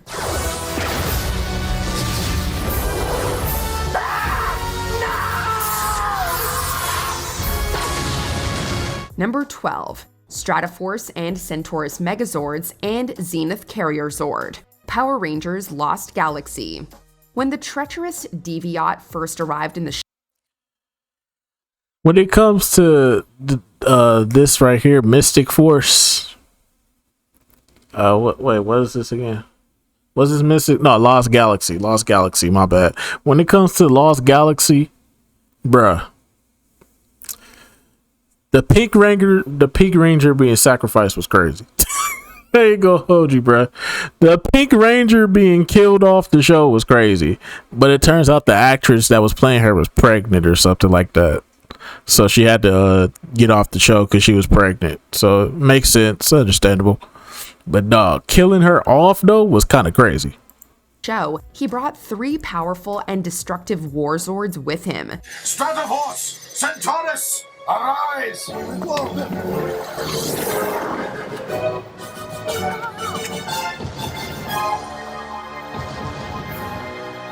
They were all powerful and vicious fighters, and to make matters worse, the Galactabeasts wouldn't fight back. It turns out that these three were actually a trio Oh, it of was lost Cancer? Oh, shit, my bad. Deviant found and I turned thought she was into pregnant. his slaves. As a result, the Rangers Zords refused to hurt their old friends. The story and It mythos was surrounding Cancer. Oh, these shit, that's twisted worse. robots made every one of They their had to kill battles her more off, though. compelling. That's kinda fucked Thankfully, up. the Rangers That's- were able hey. to break through. All If it was Cancer, it's kind of fucked up to kill her character off, bro. That's kind of crazy, bro. She got cancer, so you kill her off? Couldn't have just wrote her off like you did Kimberly and all the other Power Rangers? Like you did Zach, like you did Kimberly, like you did Ashley, like you did Adam, like you did Tommy? You could have literally just wrote her off. No, we got to kill her off. That's crazy. three evil Zords eventually became forces for good. What are you waiting for? Attack! What's going on?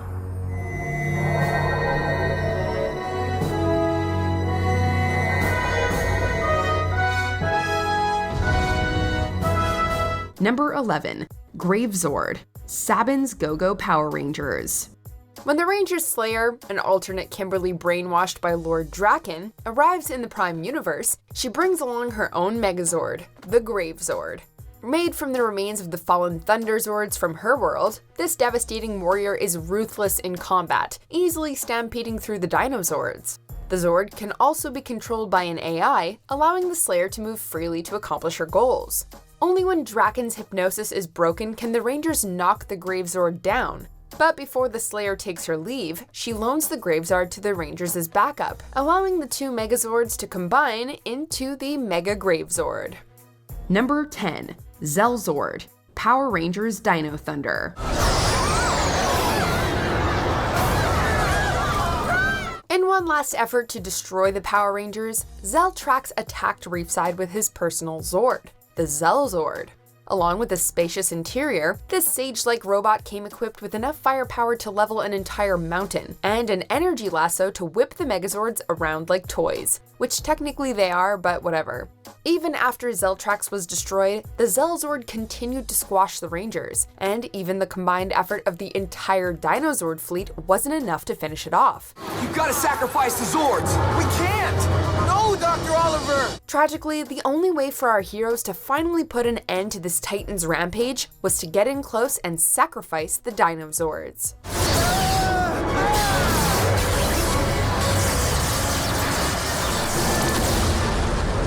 Number 9, Metallosaurus, Power Rangers Turbo. When Divatox's nefarious brother General Havoc comes to visit, he brings with him Metallosaurus, a brutal dinosaur-like Zord. Along with its vicious strikes, this dino can easily counter the Turbo Megazord's finishing move, shoot deadly eye lasers, and use its enormous tail to ensnare and overload its opponent. Now to get rid of your pesky piece of mega junk once and for all. While it successfully captured the Turbo Megazord, the new Rescue Zords eventually overpowered it, only for Metallosaurus to make a comeback with upgrades borrowed from its captive Megazord.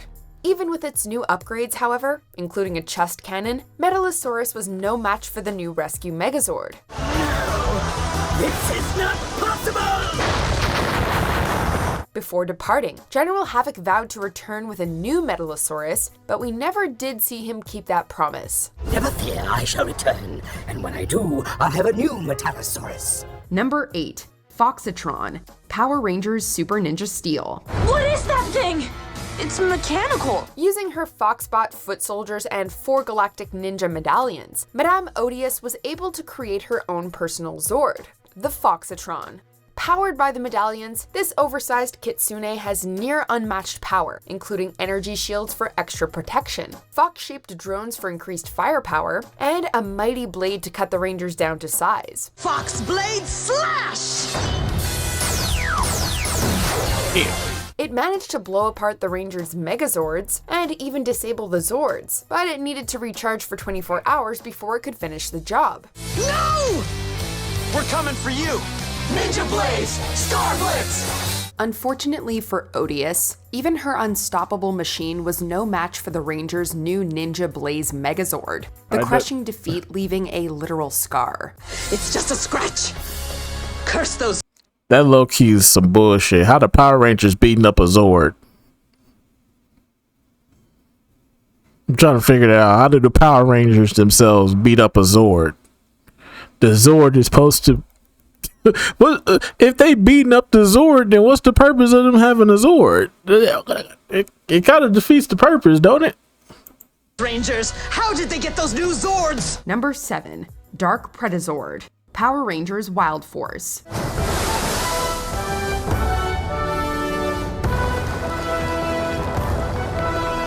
Before the curse was broken, Zen Aku was in possession of 3 Dark Wild Zords: the Wolf, Hammerhead Shark, and Alligator. Individually, they're ruthless, but together, they combine into a vicious Megazord, the Predazord. That shit looks stupid as fuck. I can't believe my eyes!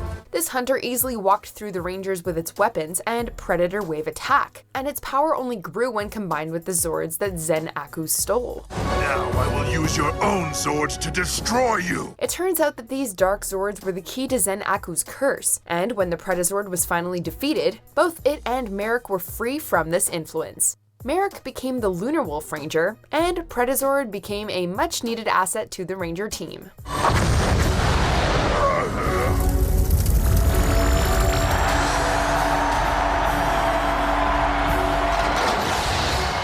Number 6. Dino Stegazord. Power Rangers Dino Thunder.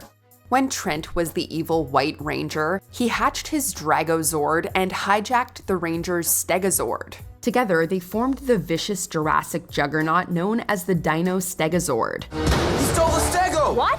Whoa! Not bad for a new guy, eh? It is absolutely ferocious on its own. Armed with an invincible laser and its trademark stinger, it really gave the Rangers tons of trouble. And Trent could really raise the stakes by stealing more of the Rangers' Zords to build its arsenal up even more. Our Zords! They switched teams! Not a trick. I thought they would make a nice addition to my collection. When Trent defected to the good guys, his beastly Titan surprisingly didn't go with him right away. It stayed with the forces of evil and was piloted by Trent's evil clone, but it eventually broke away and joined the Rangers to redeem itself for its misdeeds. Number 5. Dragonzord. Mighty Morphin Power Rangers. Tommy's Dragonzord is undeniably one of the most iconic Zords in the franchise. Absolutely. But when it first appeared, it was an unstoppable wrecking machine that laid waste to all of Angel Grove. Absolutely. Let's beat the shit out the Power Rangers. As long as Tommy was evil, so was the Dragonzord. But when the spell over its master was broken, the Titanic Lizard became a dependable ally. However, this wasn't the only time the Dragonzord turned evil. Every now and then, the mechanized monster fell back into evil's hands due to a spell or because a villain got a hold of the Dragon Dagger.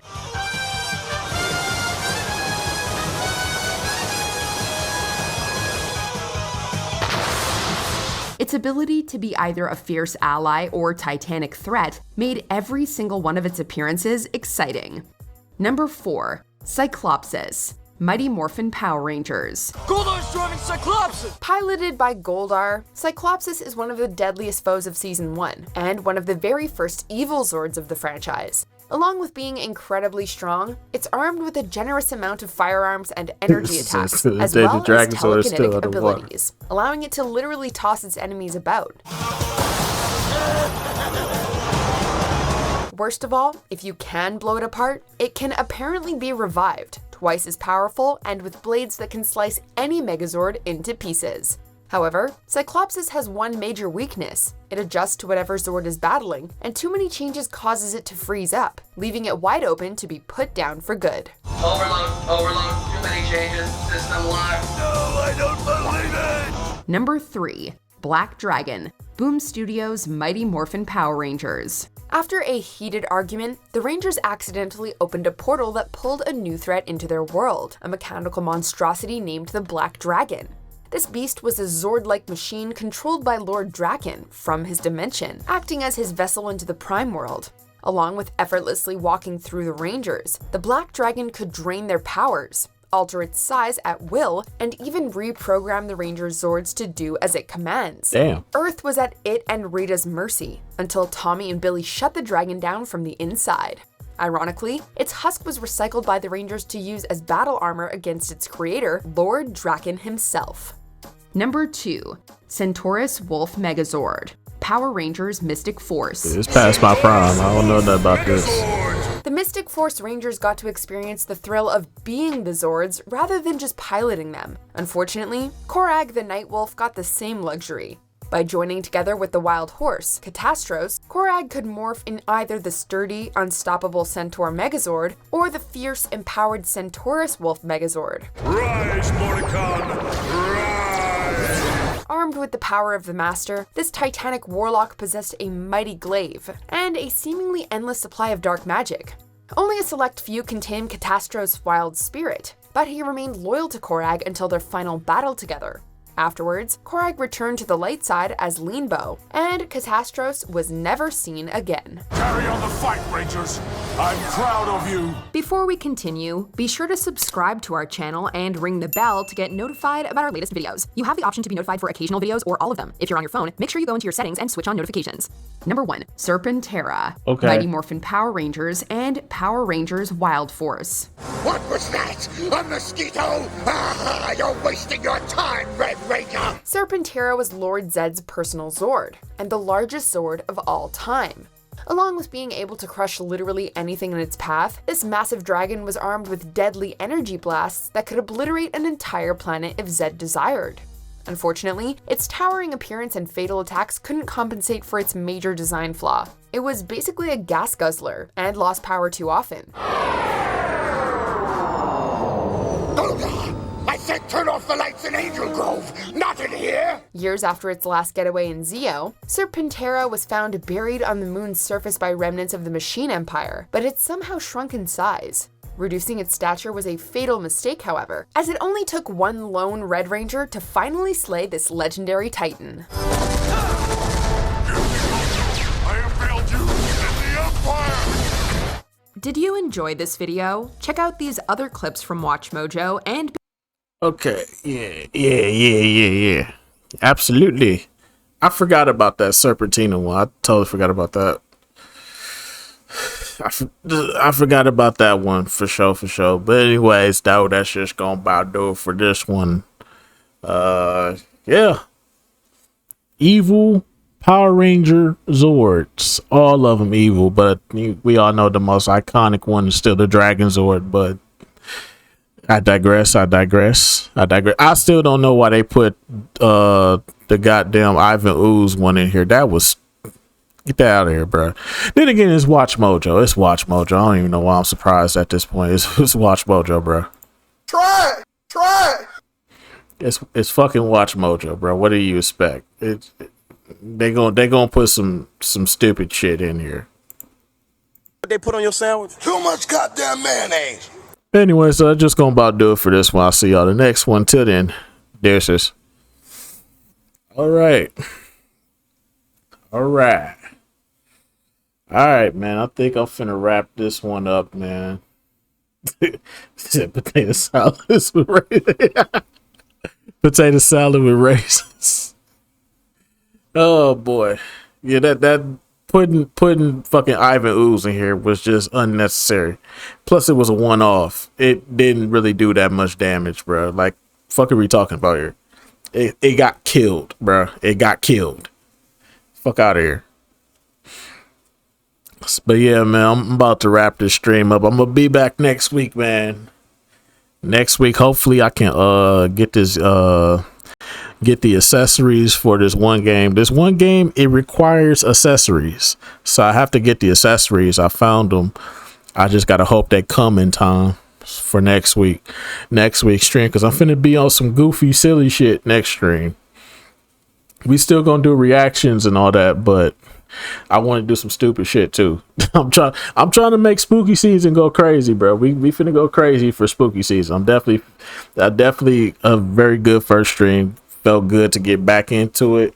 Felt good to get back into streaming, man. It really did, man. So I'm gonna try to keep the consistency, man. I'm trying to force myself to break out more, man.